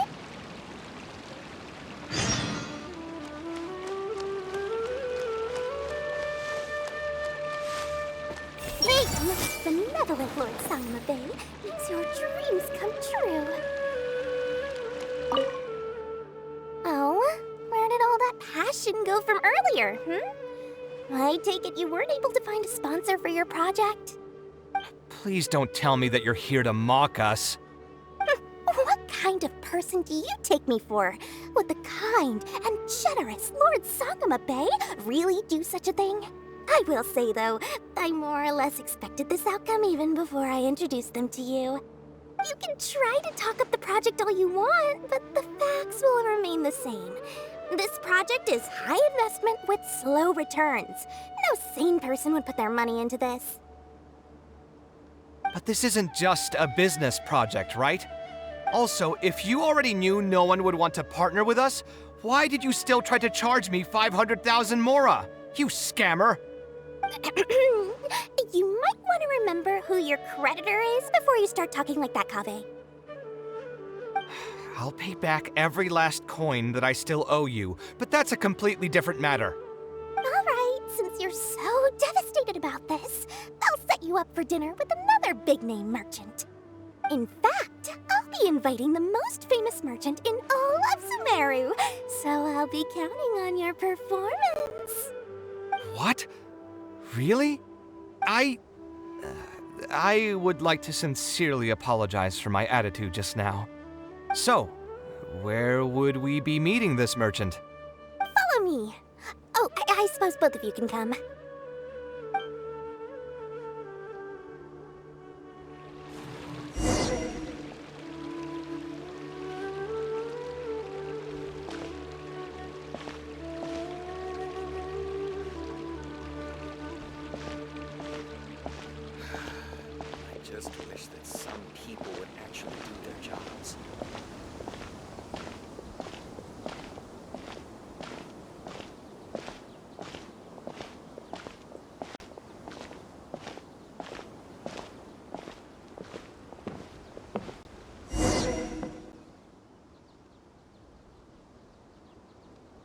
This is the place.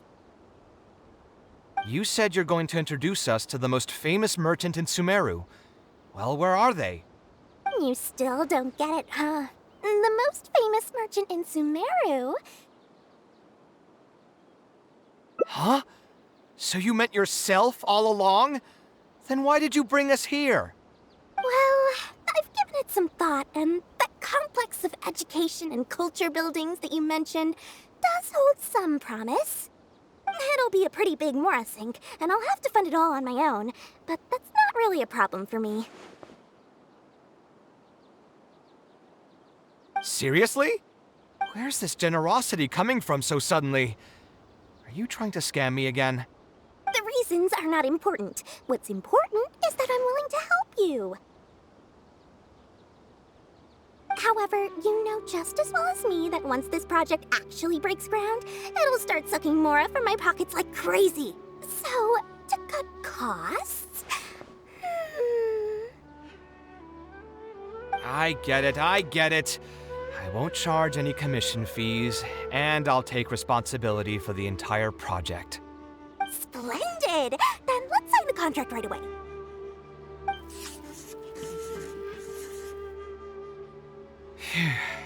This way, the children of the desert will have some books to read. Their lives should improve a bit after this. Of course, there are a few things better than using my knowledge to help other people change their fates. I must thank you as well, Dory. I used to say you only cared about Mora, which might have been some prejudice on my part. Sorry for that. I will also try to pay back my debts as soon as possible. Now, let's have a quick discussion. Where would you want the library to be built? That will be the most important building. There's no rush.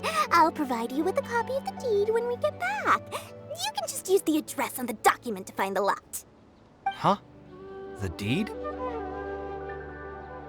So hold on a sec.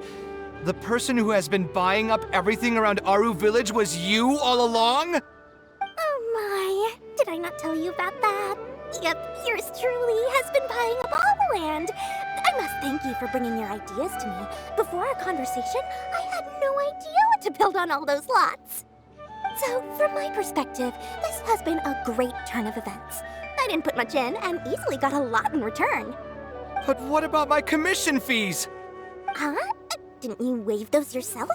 I was just gonna say that to cut costs. We mustn't procrastinate and should start construction as soon as possible.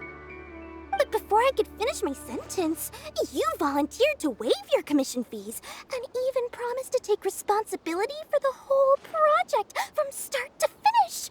I'm so touched, really. It's obvious that you used every trick in the book to deceive me. You deliberately paused for a long time while talking about the project and kept glancing at me with that menacing look in your eyes. Huh? You really think so? Well, the contract's already been signed, so there's no point in dwelling on the details. You know what? I'll pay for tonight's dinner.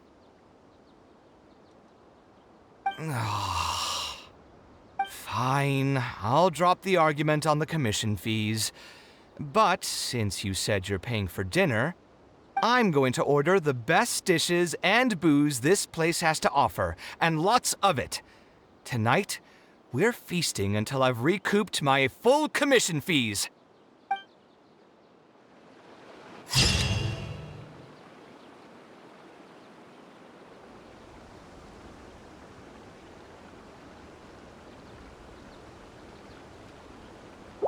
wonder if I'll ever be able to create something so incredible.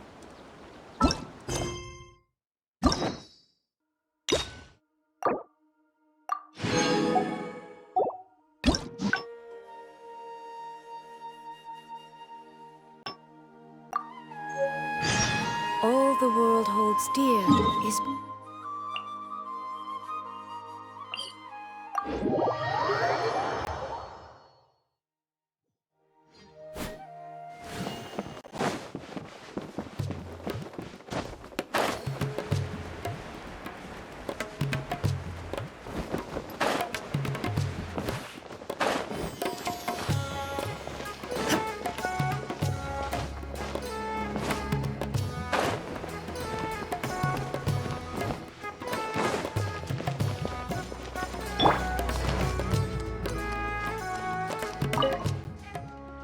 We meet again.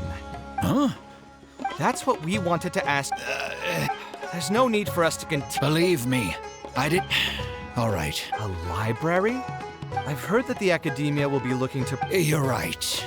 And the desert is too vast. And what's more, all I know is that as I don't have much longer left on this world, I didn't want you to know that I came... To the point that you even disguised... When I first came, someone agreed to take on the... After that, I heard I spent a while collecting... By the way... Just a hunch.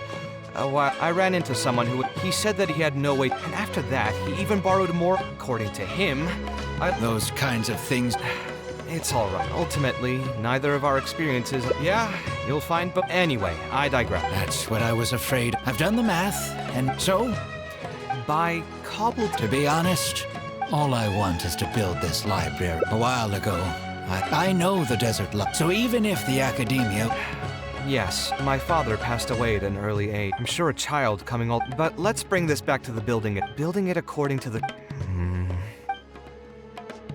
A slightly different style. Give me a minute. Most architects would probably prioritize cutting costs and removing extra features in this situation. Indeed, converting the building into a simple bungalow would solve most of our problems. However, I do not think this would be the best solution.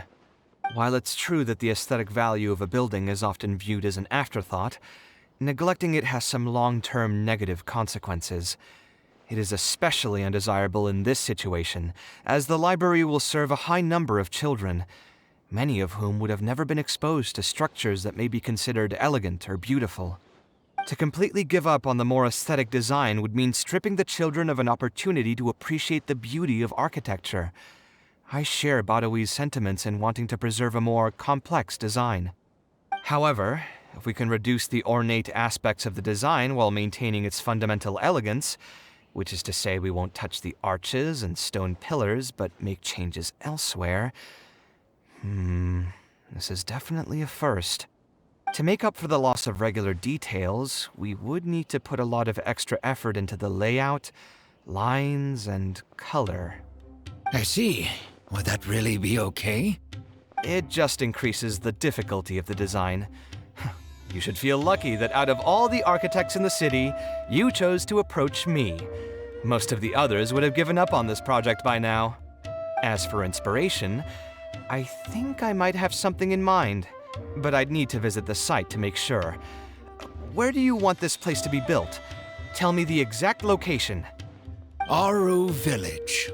Although it wasn't my childhood home, I think it'll be the best site for such a building. Okay, then we can pay a visit to Aru Village. Is there something I can do for you? I've already caused you a lot of trouble before, and now you're revising the design again because of me. Which draft are we even on now? It's making me feel terribly guilty. Let me think. You said you used to be an Eremite mercenary, right? In that case, you could help us clear out some monsters that are blocking the way to Aru Village. We want to keep the roads clear, and reduce the loss of materials during transport to a minimum. If everything goes well, that'll help us save some Mora. All right, just leave it to me. If there's anything I'm good at, it's clearing out monsters. What are you waiting for then? Let's pack up and get ready to go. Both quantity and quality.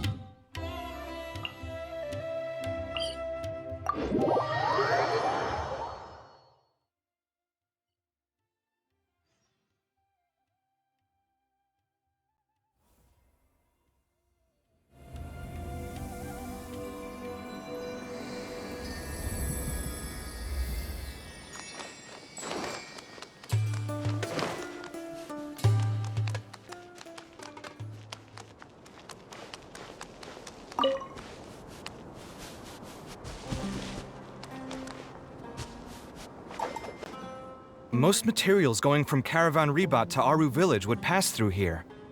There are a lot of monsters out here today. If you find it hard to keep up, just let us know. Oh, don't worry about me. This is nothing. I'll be careful, though, and you should do the same.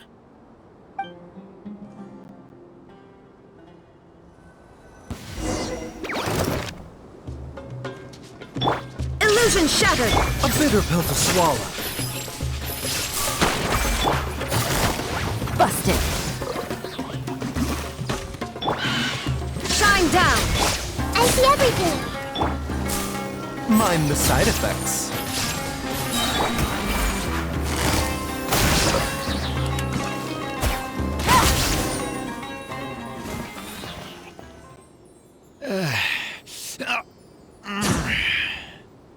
I'm fine. I've spent my entire life fighting these kinds of monsters in the desert, after all. They won't get the best of me. But it's one thing to fight against monsters, and another to fight against an old injury. It's something I picked up when I was young. There were many fights between mercenary brigades back then, and one day someone stabbed me in the back. I don't think much of it back then, but with age, it's caught up to me. Few mercenaries get to enjoy their later years. Failing health tends to take the joy out of reputation and wealth, and many mercenaries never even made much of the latter to begin with. Is there someone you know who can help to look after you? Unfortunately, no. My wife passed away at an early age, and I don't have any children.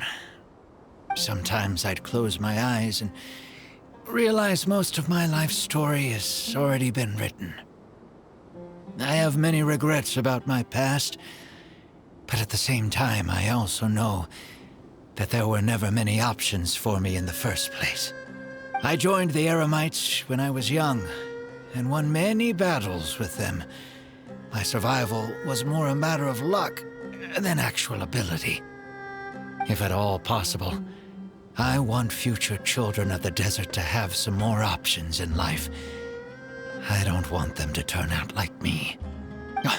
My apologies. The older we get, the more we tend to ramble. Seems like we've already cleared out most of the monsters.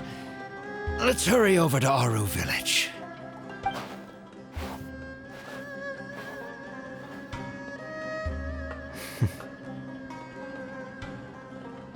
I think it's really admirable of him to spend his whole life savings on people he's never met.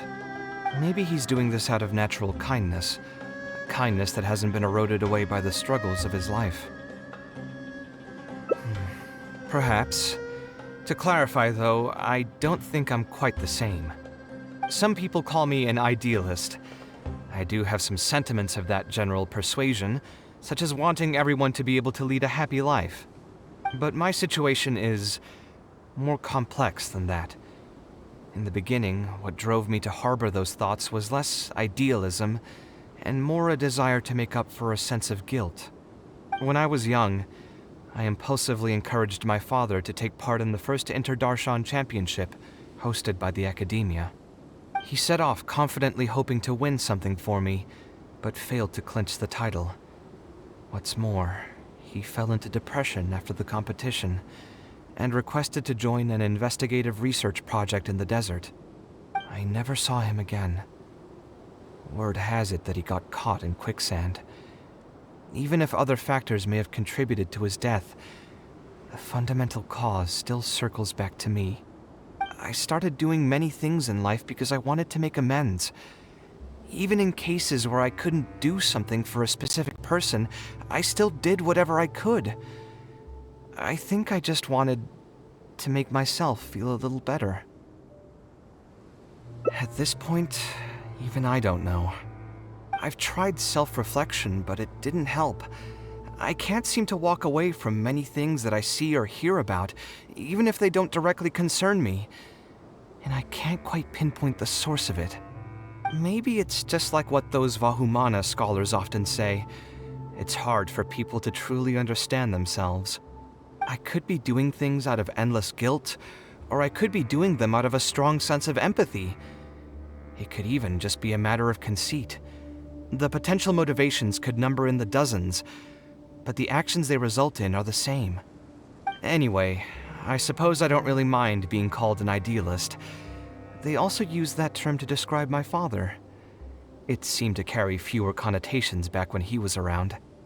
I've known Al-Haytham for many years now, and discussed my ideology with him for nearly as long.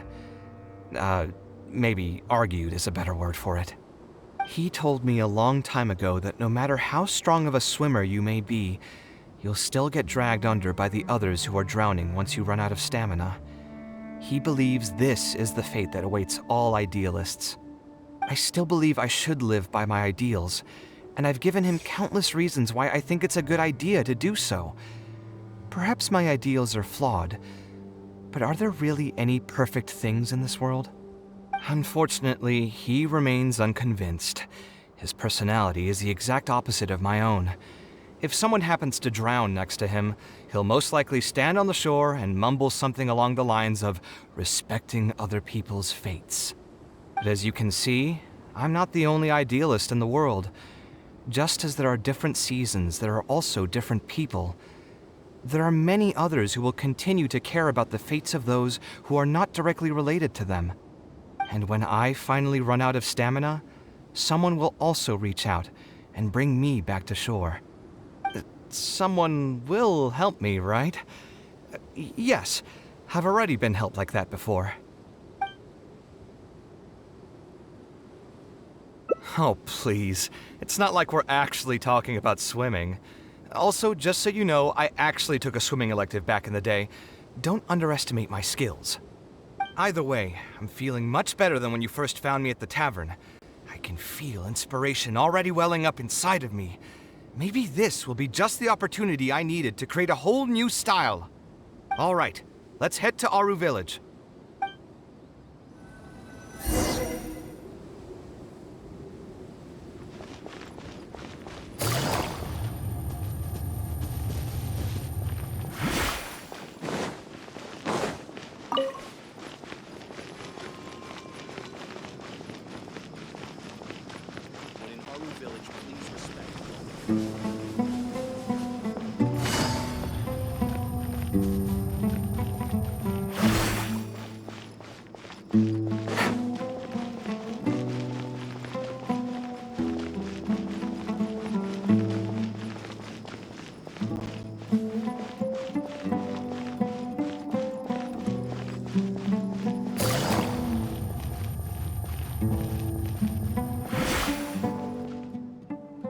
Now that we're here, it's my partner's time to shine. Marak!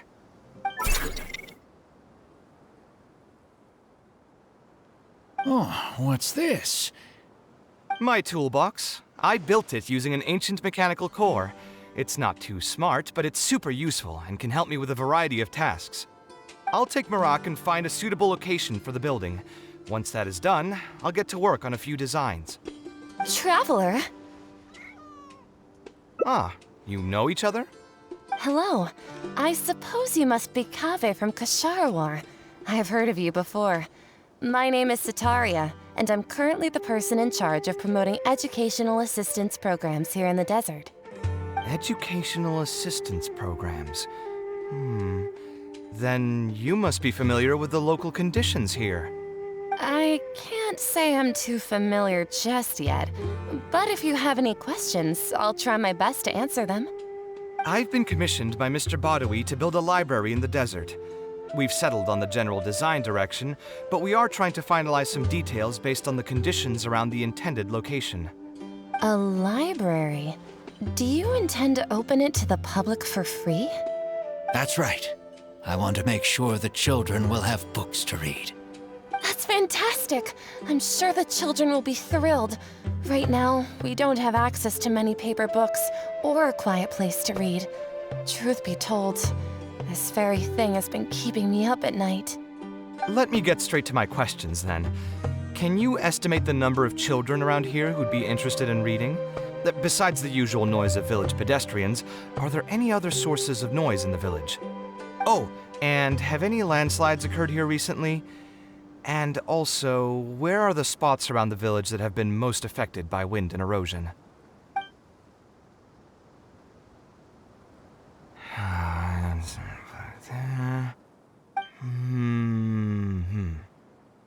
All right, that should be everything. Badawi, let's go over the budget again. We'll keep the building structure the same, but make the place a little bigger, so it'll be able to hold more people and get better natural light. The parts of the project that cost the most will be the insulation and ventilation materials. I'm sure you understand, no one likes to read in a place that's hot and stuffy. I want to make significant changes to the arrangement of the bookshelves, tables, and chairs. I'll go over the specifics of that shortly. I have two plans in mind. Both are pretty minimalist in style, but will provide a very different ambiance from the world outside. Our final cost should be around 70% of the last figure I quoted. The whole thing should take around half a year to complete. Marak has produced a sketch for all of you to see. If everyone's okay with it, then we'll proceed with that as the formal plan. The inspiration just came to me naturally. All I did was put thoughts to paper. I must give you credit, though. If it weren't for your advice and suggestions, I probably wouldn't have landed on this new style so quickly. According to the traditions of my profession, I should probably name this style after you. Let's call it the Traveler style.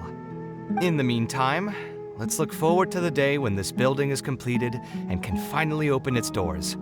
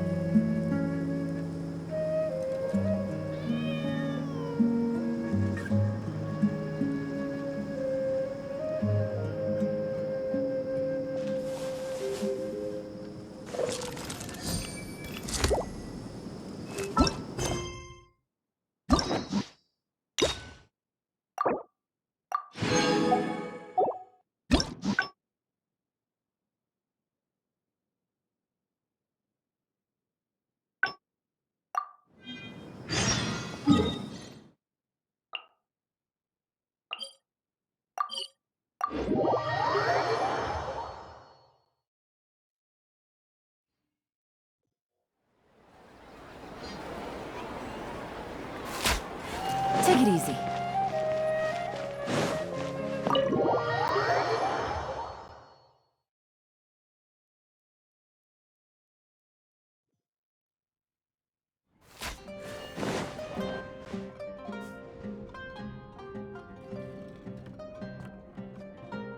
Taking this commission was truly the worst decision ever.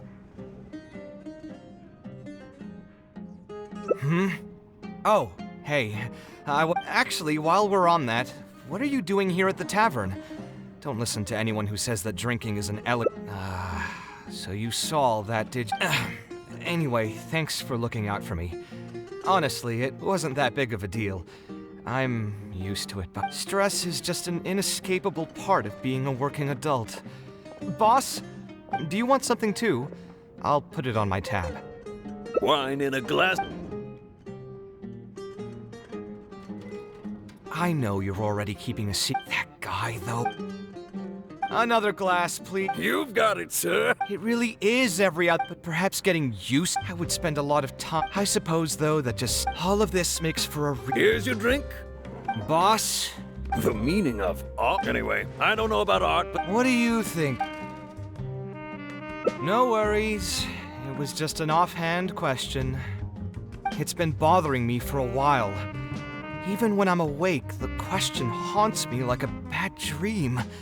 I still haven't found a good answer to it. Or maybe there was never a correct answer in the first place.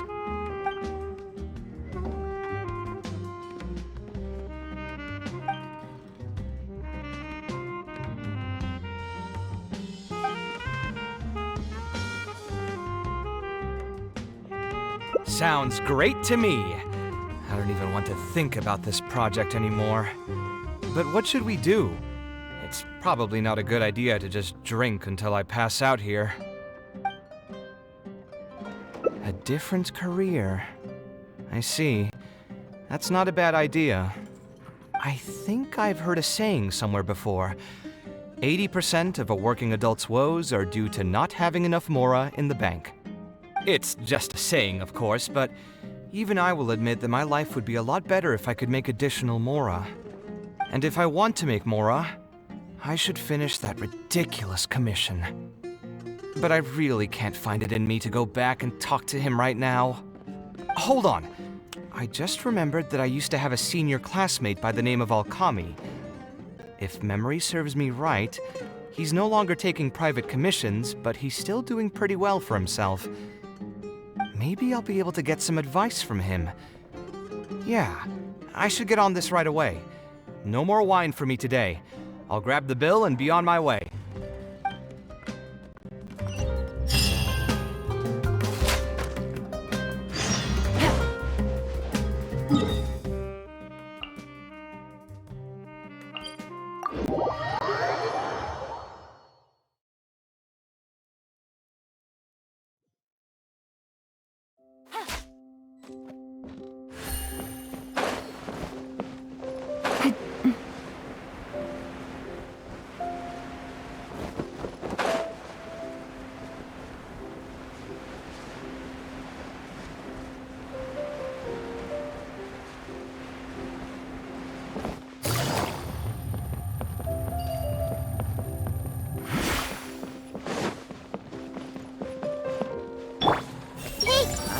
find a new way to attract students.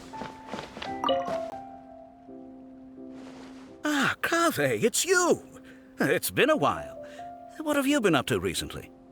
Yeah, it's been a long time, Alkami. Things haven't changed much for me. I'm still taking private commissions for all kinds of projects. I heard that you were the genius behind the Palace of Alcazar. I bet you're all set for Mora after a project of that size. Well, it's hard to make a profit from every project, you know? Hard to make a profit? You've got to be joking. I've never met an architect who didn't make a profit from a project. Unless the client fled before they paid the commission fee in full. But that doesn't sound right either. Doesn't Dory have a pretty decent reputation in our local business circles? I don't think she's ever been involved in any kind of big scandal. Well, about that. I mean, it was complicated. I understand. Either way, doing one project after another sure gets exhausting over the years, huh? I've been there, so I can feel your pain. I mean, I obviously never had your reputation to live up to. That must have been stressful. But I'm sure we've faced all the same problems. Trying to keep your client in a good mood while you're trying to stop them from micromanaging things they don't know the first thing about. I don't miss it. Thankfully, that's all behind me now. Not exactly. My work is still closely related to architecture. Judging from the look on your face, you're still strapped for Mora. That's quite unfortunate. You're the most artistically gifted graduate the Ksharawar Darshan has seen in decades. But it looks like you still have a lot to learn in terms of making Mora. With that said, us Ksharawar grads should still look out for each other. What if I told you about an idea that'll absolve you of all your Mora troubles going forward? Are you serious? But something like that has got to be some kind of top-level business secret. Are you sure you can just share something like that with me? Besides, I don't want to just take something like that without offering anything in return. I still have a little Mora. Or is there something that I can help you with? Oh, you're too kind. This is just a simple tip. Even if I didn't bring it up, I'm sure you'd hear it from the others sooner or later. The idea is this. I recently opened up a training center with the goal of educating people in architecture design. Compared to the classes taught by those old fossils at the academia, my classes are more condensed and streamlined and will allow people to quickly get their foot in the door. Unlike the academia, I won't turn down anyone who's interested, rich or poor. As long as someone wishes to learn more about architecture, I'll accept them into my training center. It just so happens that I'm still looking for a few more instructors. So, what do you say? Interested in coming over to give a few lectures? Regardless of the pay, I can already guarantee that it'll be far more comfortable than working on random people's private commissions. Ah, so you want me to join you as an instructor? That does sound like something I'd be able to do. It sounds like a pretty stable job, too. What do you think, Traveler? Then it's a deal? Yes, it's a deal. Thank you, Alkami. Like I said, there's no need to thank me for this. The lecture room is not far from here, so you can just come straight here tomorrow morning. As for the pay, how about we start at 300,000 Mora per lecture? 300,000? Are you serious? How could you offer so much? It would seem that you're still oblivious to your own economic worth. 300,000 is nothing compared to the prestige of having the light of Ksharawar as one of my instructors. 300,000 is also just the base rate. Just trust me on this. The longer you stick with me, the more you'll come to understand your true value in the market. I have to go make some preparations now. See you tomorrow. I was never particularly close with Alkami when we were in school. Who would have thought that he'd be so nice and friendly? I've hosted free lectures before, but this would be my first time being hired to lecture for a formal business. 300,000 mora per lecture. Whew! I'm so excited that I'm starting to get nervous. Thanks so much. I think I will be able to relax a bit more with a friend in the audience. Now, what should I talk about tomorrow? Some lessons I've learned over the past few years? I should probably save those for later. For my first lecture, I should start by getting them more interested in the field. All right, let's meet here again tomorrow morning. I should hurry home and create some kind of lesson plan. If I'm going to become an instructor, I should make sure I show up prepared.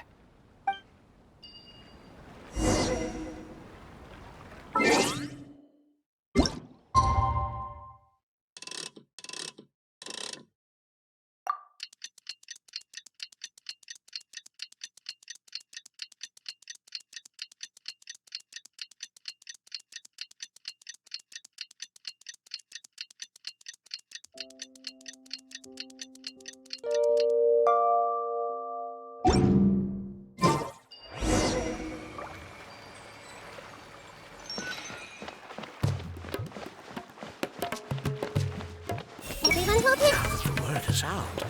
I'm sure more students will sign up for classes. Oh, I didn't expect you two to get here so early. I was up last night preparing for the lecture, but I ended up getting so excited that I couldn't fall asleep. Here, I've prepared a lesson plan. Do you want to take a look? Lesson plan? I must commend you for your dedication. But the training center has already developed its own set of teaching materials. Instead of using your own plan, you can just use what we have here. Of course, you're always welcome to work in some of your own content to add some fun and flavor. Sure, be my guest.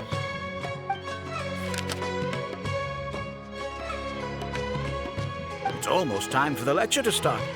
Feel free to head in and start the class whenever you're ready. Huh. So you've already developed your own set of teaching materials. Seems like I won't need the stuff I've prepared after all. Anyway, shouldn't be a problem. I'll just go ahead and use your materials. There's something else I want to ask, though. This isn't going to be a large class, is it? No need to stress. There are only 20 people in this class. There are 14 classes at my training center. Out of all of them, the first class has the best grades, so I've directed them to you. We'll see how well they take to your lectures. 20 people, huh? All right. I think I can handle that. Oh, and one last thing. In the interest of keeping a quiet learning space, only instructors and students are allowed in the classroom when class is in session. I'm sorry to say this, but your friend will have to wait outside while you teach the class. Sorry about that. I'll meet you at the door when the class is over, then.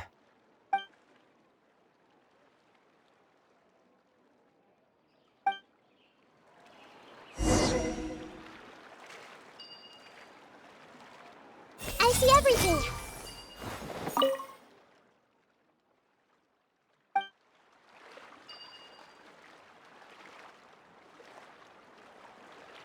You know what they say.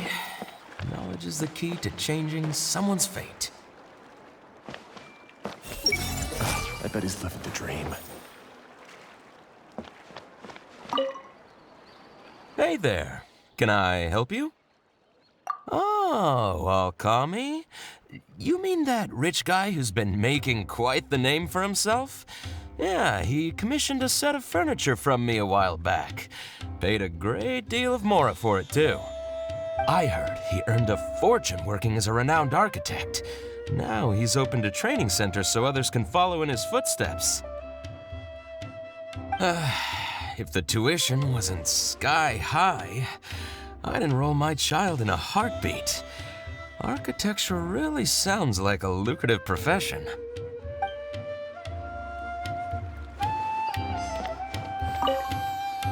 Did you hear? Alkami recruited Kaveh to be an instructor. I bet that'll boost his enrollment numbers. Really makes you jealous, eh? If you think about it, Alkami was never that talented himself as an architect. If we're just talking about professional skill, no one would pay for a class with him. That's true, but you've got to admit, his advertisements are really effective. After all, the academia only admits those that can pass its entrance exam, so only a few people could hope to study architecture in the halls of the Kashar. For those who can't pass the exam, or who just want to jump straight into the industry, the training center is the best bang for the Mora. Man, to have that kind of business acumen.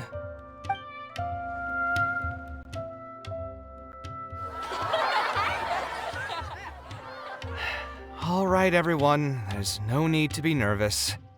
Class is over, so we can just chat for a bit. I shouldn't have lost my temper during the lecture. Did I scare anybody? No, you weren't scary at all, Mr. Kaveh. We were just a bit lost and didn't get what you were talking about. Oh, don't get me started. I was trying to use Alkami's materials, so I flipped through some pages and gave them a closer look. The more I read, the more upset I became. Alkami may fool an amateur, but he can't fool anyone who's active in our profession.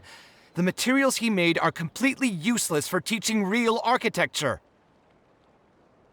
In my opinion, the most important skill of an architect is their ability to craft a design. In other words, they must be able to conceptualize ideas. There are tens of thousands of buildings in the world, as well as a countless number of architectural styles. Some designs emphasize aesthetics, while others prioritize practicality. The architects who can critically evaluate the quality and fit of different designs are those who can come up with great designs of their own.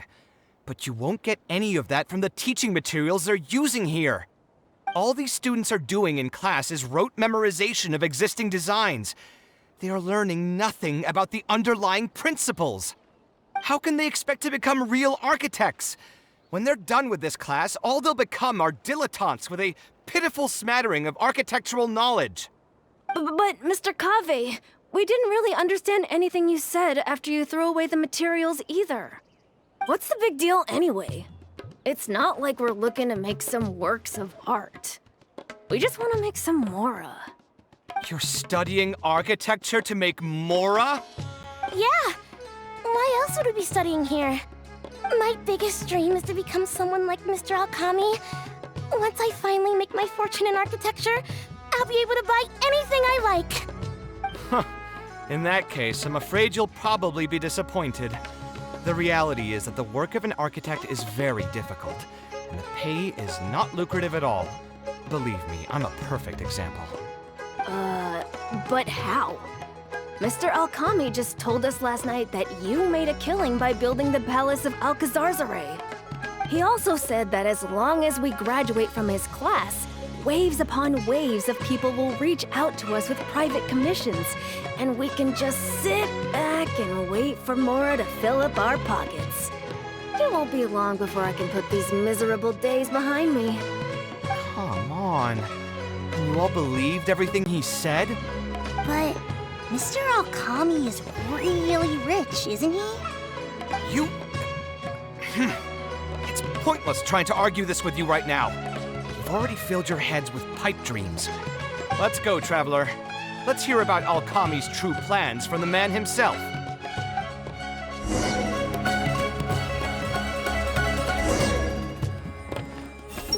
Can we finally graduate? I just want to get out of this place and start making some Mora. That palace Mr. Kaveh drew in class earlier was really amazing. I'll try going over the stuff Mr. Kaveh taught us once I get back home. I mean, it can't hurt. The word is out. I'm sure... What's wrong, Kaveh? You look quite flustered. Did one of my students offend you? Were the students not astute enough for your liking? I must implore you to go a bit easier on them. After all, they're nothing like the genius scholars you're used to dealing with at the academia. We don't need to strive for perfect understanding. As long as some knowledge has been passed on, that's good enough. Yeah, I'm mad at them. But I'm even more upset that you're scamming people under the guise of teaching them about architecture. The students are all here hoping for a quick way to make money, but we both know that an architect's life is hard and exhausting. Just a little while ago, I was toiling over the 6th draft of a design for a client. If your client is unhappy, you can't break ground, and the longer a project goes, the longer it takes for you to get paid in full. What's worse, if your client disappears in the middle of a project, good luck getting anything from them ever again. You know all of this just as well as I do. Why lie to them? Look, Kaveh, you may be the light of Ksharawar, but like I said, you still have a lot to learn about making Mora. You may deny it all you want, but it's a fact that in today's Sumeru, architecture is a terrible profession. Our clients care very little for the effort we pour into our designs.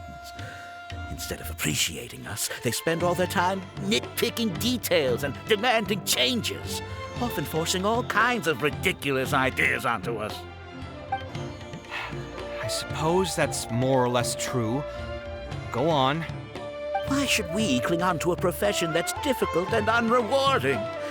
If the field is dying, then a person who still wants to make a good living will just have to change their strategy. If it's near impossible to make money as an architect, then why not just establish a training center and train other people to become architects in our stead? Wait, how does that make any sense? Aren't you just leading them into the same trap? We are already stuck, my friend. The more people we can lead into this pit and stack as padding beneath our feet, the more comfortable our lives will be. That's right. Making money as an architect is a slow and agonizing process. In comparison, earning tuition from a training center is far easier. None of the students will ever know, however. In their eyes, all of my income was earned during my years as an architect. It's easy for them to fall for my promise. After all, everyone wants to live the dream of being the person who can spend millions without batting an eye. The more students I get, the more money I earn. And the more real that dream becomes. And then what? Once they graduate, they'll still find out the truth about architecture and struggle to stay afloat amid all the problems we already talked about. When that happens, your facade will pop like a soap bubble. No one will believe you anymore. Ah, but that's just one way to look at the problem. No two people have the same amount of talent. Even if they fail to strike gold in the future, you can't say that it's my fault and mine alone.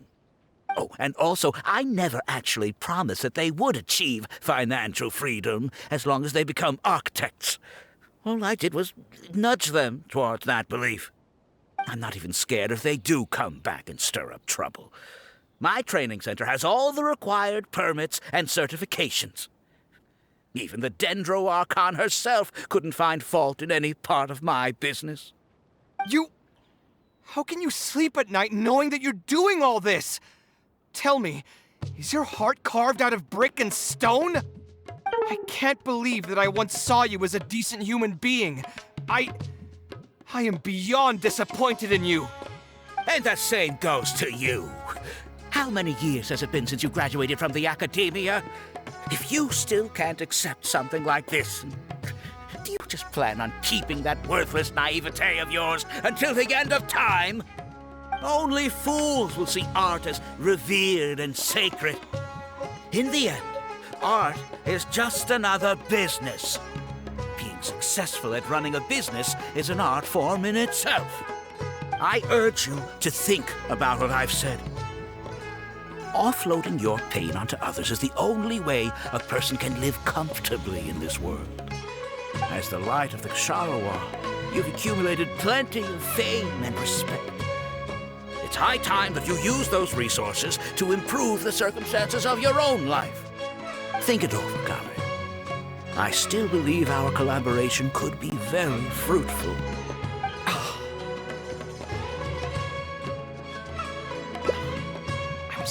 mad, I feel a headache coming on. There's nothing more I can say to him. I'll resign from my position as instructor.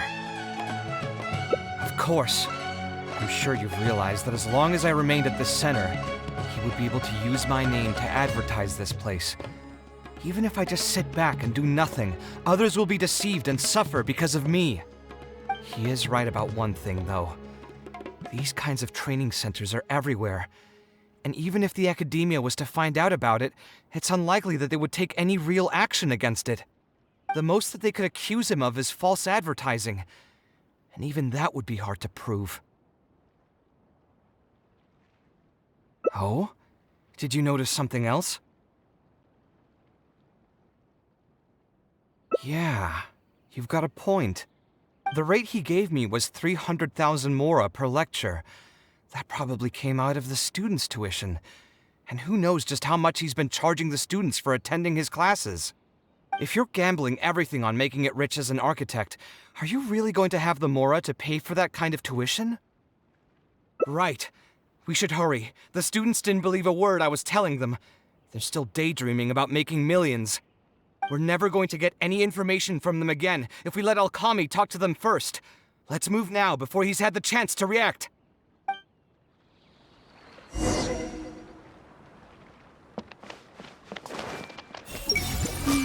What do I need to do to build a really cool palace?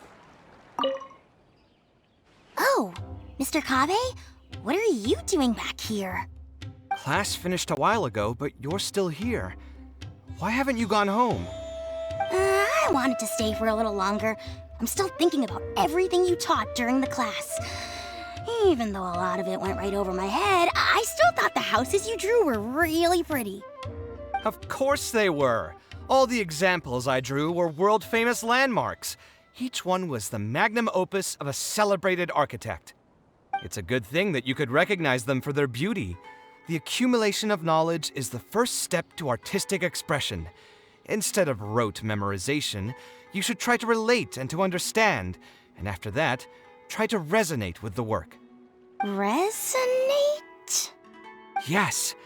When I first got into architecture, there were many things about it that I couldn't understand at all. I would find a building to be beautiful, but have no idea what made it so good. And for most people, just being able to admire a building is enough. To become a good architect, however, you must also learn to assess and appraise. Going from admiration to assessment will take a lot of time and specialized knowledge, and I'm afraid that some superficial speed training won't be enough to take you there. Just as I thought. Becoming an architect won't be as easy as Mr. Alchemy made it out to be, right? I'm sorry. I'm not trying to crush your dreams. All I want to tell you is that an architect's life is not as carefree and easy as others may make it out to be. I understand. Thank you for telling me the truth, Mr. Kaveh. I think I'll still stay here for the time being, though, since my family still hasn't paid everything off. Paid off what? Sorry, I can't say anything more. Mr. Alchemy made it very clear that anyone who talks about it will be kicked out of the class. Don't listen to him. I am the most famous architect in Sumeru. If he kicks you out, then I'll just take you in instead. Really? Why would I pull your leg? I can see you have some talent, so as long as you get your fundamentals down, you should be able to pass the entrance exam and continue your studies at the academia. Then please keep this a secret for me, Mr. Kaveh. Truth be told, my family is not very well off, so we couldn't really afford the tuition for this class. Mr. Alchemy was the one who reached out to my parents. He told them that he knew a merchant by the name of Bahar and that we could get a loan from him. He told all the students that once we graduate, people would come flocking to commission us for projects. If everything went well, we'd be able to pay off everything in just a few years, and all the more we make after that would be ours. How much did your family borrow from this merchant? I think it was several million mora. And what was the interest rate? I'm not really sure. My parents were the ones who signed the contract. All I know is that the stack of papers was as thick as a slab of rock. Yeah, I have a bad feeling too. Something about the whole thing feels dastardly familiar. We need to find that merchant to confirm. But if we were to confront him right now, there's no way he'd admit to anything. Good idea. Hey, tell me, do you know where we'd be able to find this merchant? We last saw him on the north shore of Port Ormos. Who knows if he's still in that area, though. Well, it'd still be worth taking a look. Architecture... No. The arts shouldn't be used as bait for a scam. We need to do something before the students' lives are ruined even further.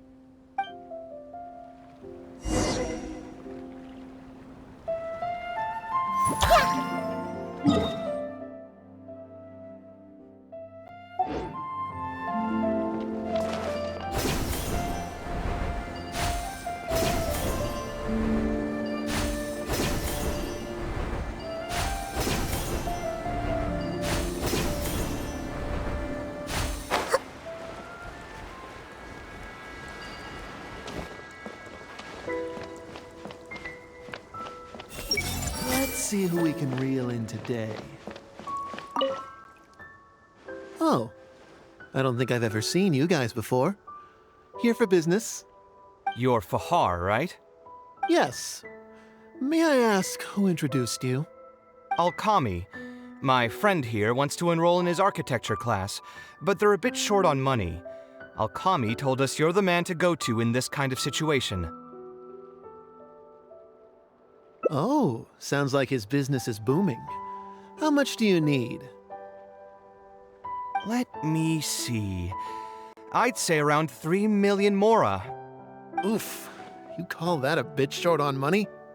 Anyway, since you're here because of Alkami, I can work things out for you. Make sure you sign the contract, though. Lots of people are borrowing money from me nowadays. Ah, here you go. Don't worry, there's nothing particularly unusual about it. All you need to do is pay back the loan in full within 3 years. And what if they won't be able to pay it back? What do you mean, won't be able to pay it back? Once you graduate from Alkami's place, you'll be making millions of mora a year. Easy! At that point, paying this off will be a piece of cake.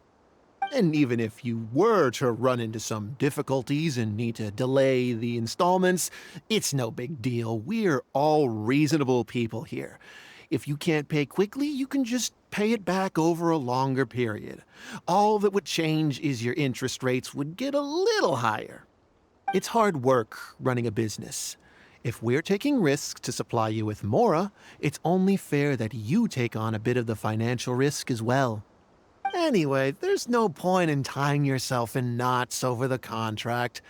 With the way you're reading every single line, it's like you're worried you're about to get scammed out of your whole life savings. Why would I lie to you? Tons of students at Alkami's place have signed the contract.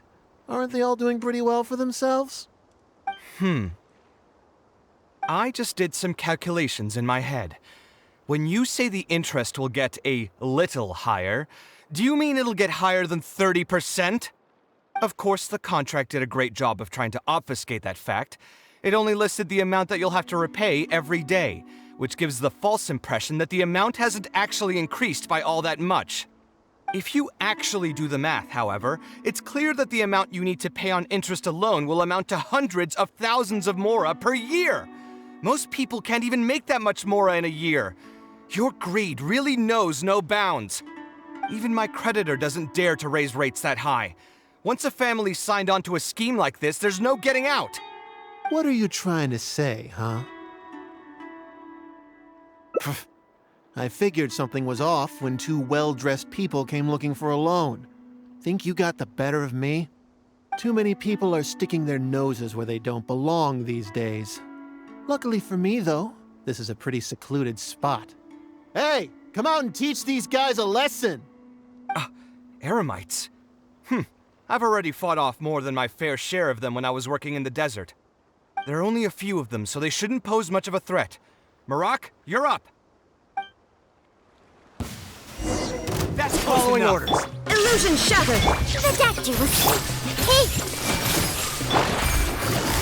Try to cheat! Gotcha!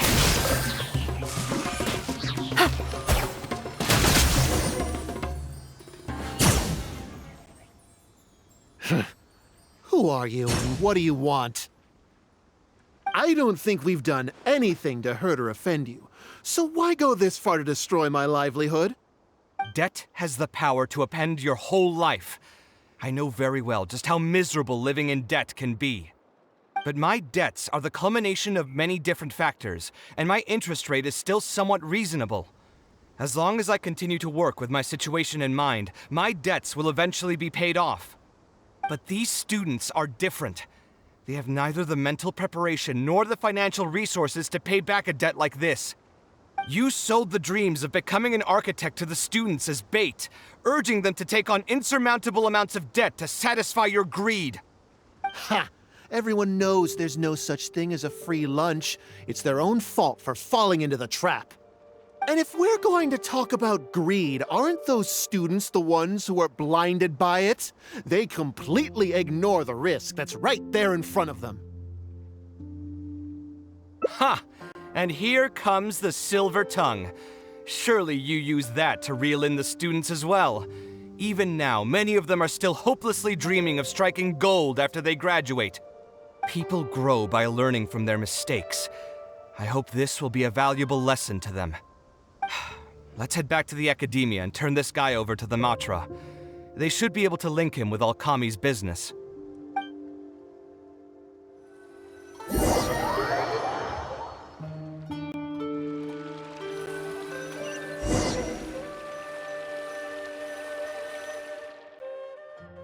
Sino?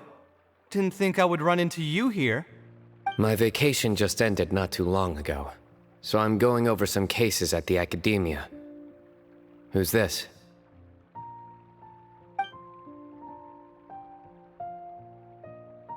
I see. Charging an interest rate over 30% indeed constitutes a crime.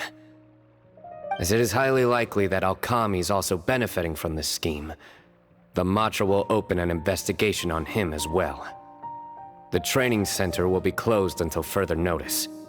Any funds we manage to recover from the suspects will be returned to the students. It's unclear how much we'll be able to get back, however, given their extravagant spending. That should still be enough.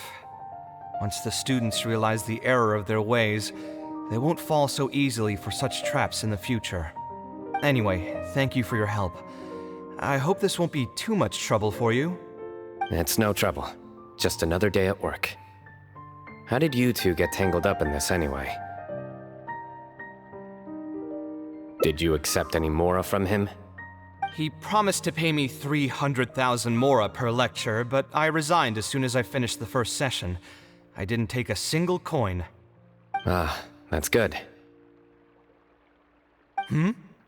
What do you mean, that's good? Would you have taken me into custody as well if I had actually accepted any mora? I wouldn't have gone that far. But, had he insisted that you were also an active participant in his schemes, under our rules, we would have been required to open an investigation on you as well.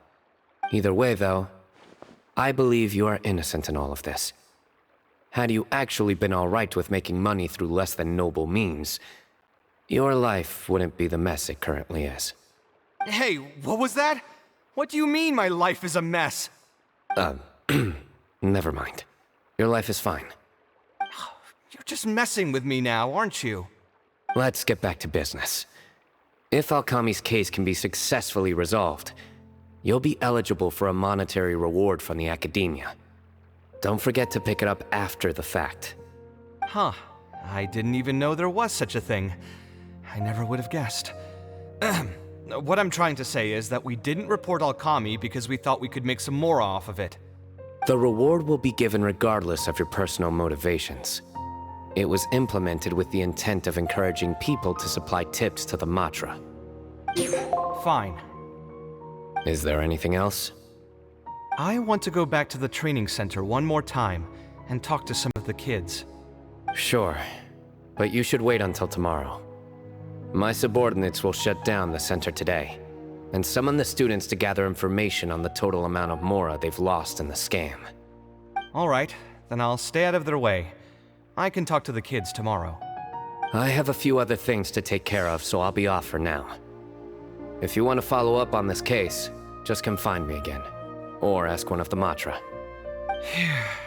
That should finally be the end of that. Oh, who would have thought it would turn out like this? All I wanted was to find a new gig and earn some Mora. To think Alchemy would sink this low, it still makes me really upset. Still, I think I feel a little better now than when you found me back at the tavern. It's a little ironic, but you could say it's because I've realized that there are many circumstances in the world that are even worse than my own. Now that I've seen such things firsthand, I suppose I've earned a new sense of appreciation for my life. How should I put it? I'm pretty stubborn when it comes to my profession, so I often argue with my clients. The arguments are usually extremely frustrating, and every once in a while I'd wonder if I only became an architect because fate wanted me to pay for some sins I'd committed in a previous life. Alchemy's suggestion would have allowed me to quit my life as an architect and earn money solely from my reputation. But now that I've experienced that for myself, I can confidently say that I'd never want to do it again. Every scholar has their own sense of pride and a line that they don't like to cross. Of course, when faced with the vicissitudes of life, some will surrender these things to seek a more comfortable life. I can understand that. Just speaking for myself, though, I don't think that's something I'd ever be able to do. The voice in my heart would just keep repeating one thing. The moment I turn away from my dreams would be the moment my career ends. If I stopped devoting everything to my creative activities, I'd be able to lead a more comfortable life, but at the same time, my sense of intuition and understanding for the arts would also begin to degrade. At that point, any materialistic ease I may have gained in life would just become another form of torment. In comparison, my current life comes with its share of difficulties, but at least I'd never have to deal with that kind of existential reckoning. I appreciate it. You may call me conceited for this, but I would also like to think I'm talented enough to be able to lead a decent life without compromising my pride. It's certainly not easy, but I want to keep at it. My thanks again for being such a great help throughout all of this. I'm planning to pay another visit to those kids tomorrow. Want to come with me? All right, I'll see you tomorrow then. Get some good rest.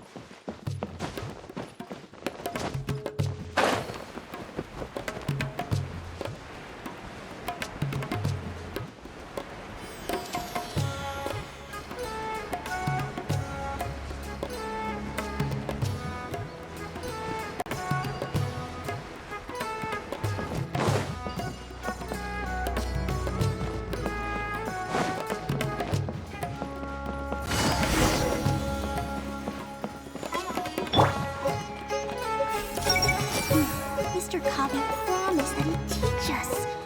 He'll keep his promise, right? What should I do?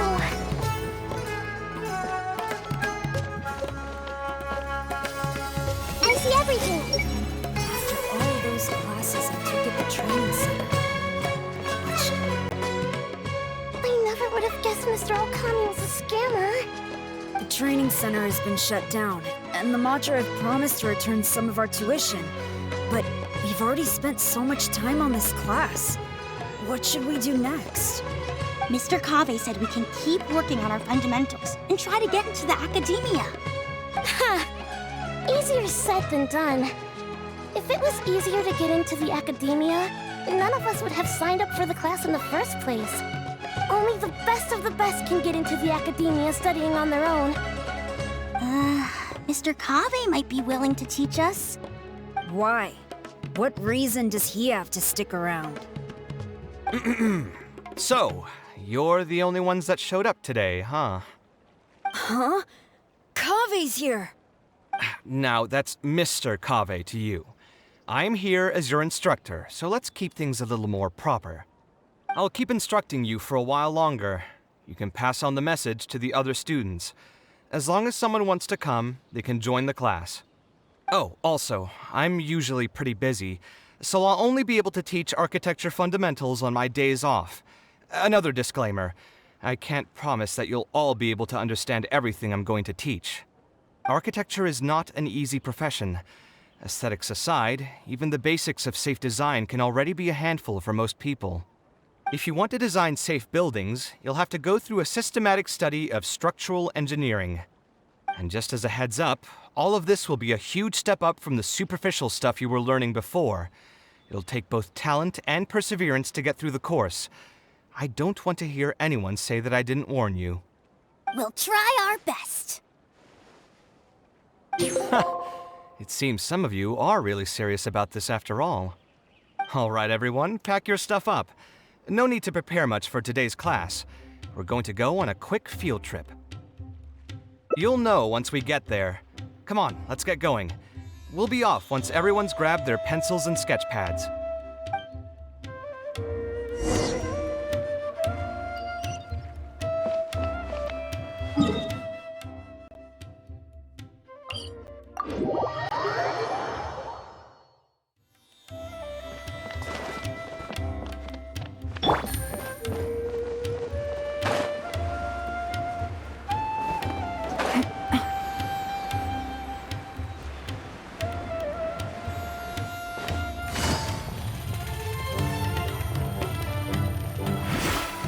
Take it easy.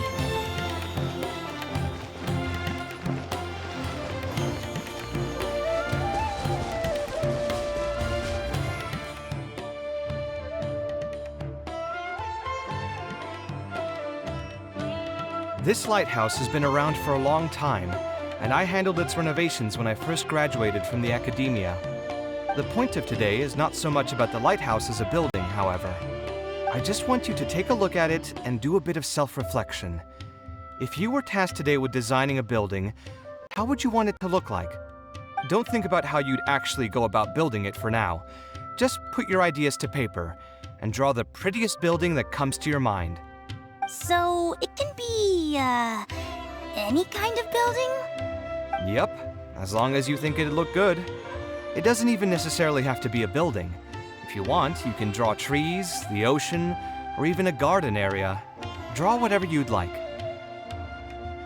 In my experience, it's best to approach the study of architecture from a point of personal interest, rather than for the sake of a career. Both the study and practice of architectural design are extremely difficult. A person who's forced to work on projects that they don't resonate with will only struggle and suffer. So at least for today, I hope the students will be able to create something that they enjoy. There's no need to think about it too hard. They'll have plenty of time in the future to revisit the design and make changes. What do you think? Want to try your hand at it as well? Don't forget that this is a free class from Mr. Kaveh, the Light of the Ksharawar. On a normal day, this would cost you 300,000 mora.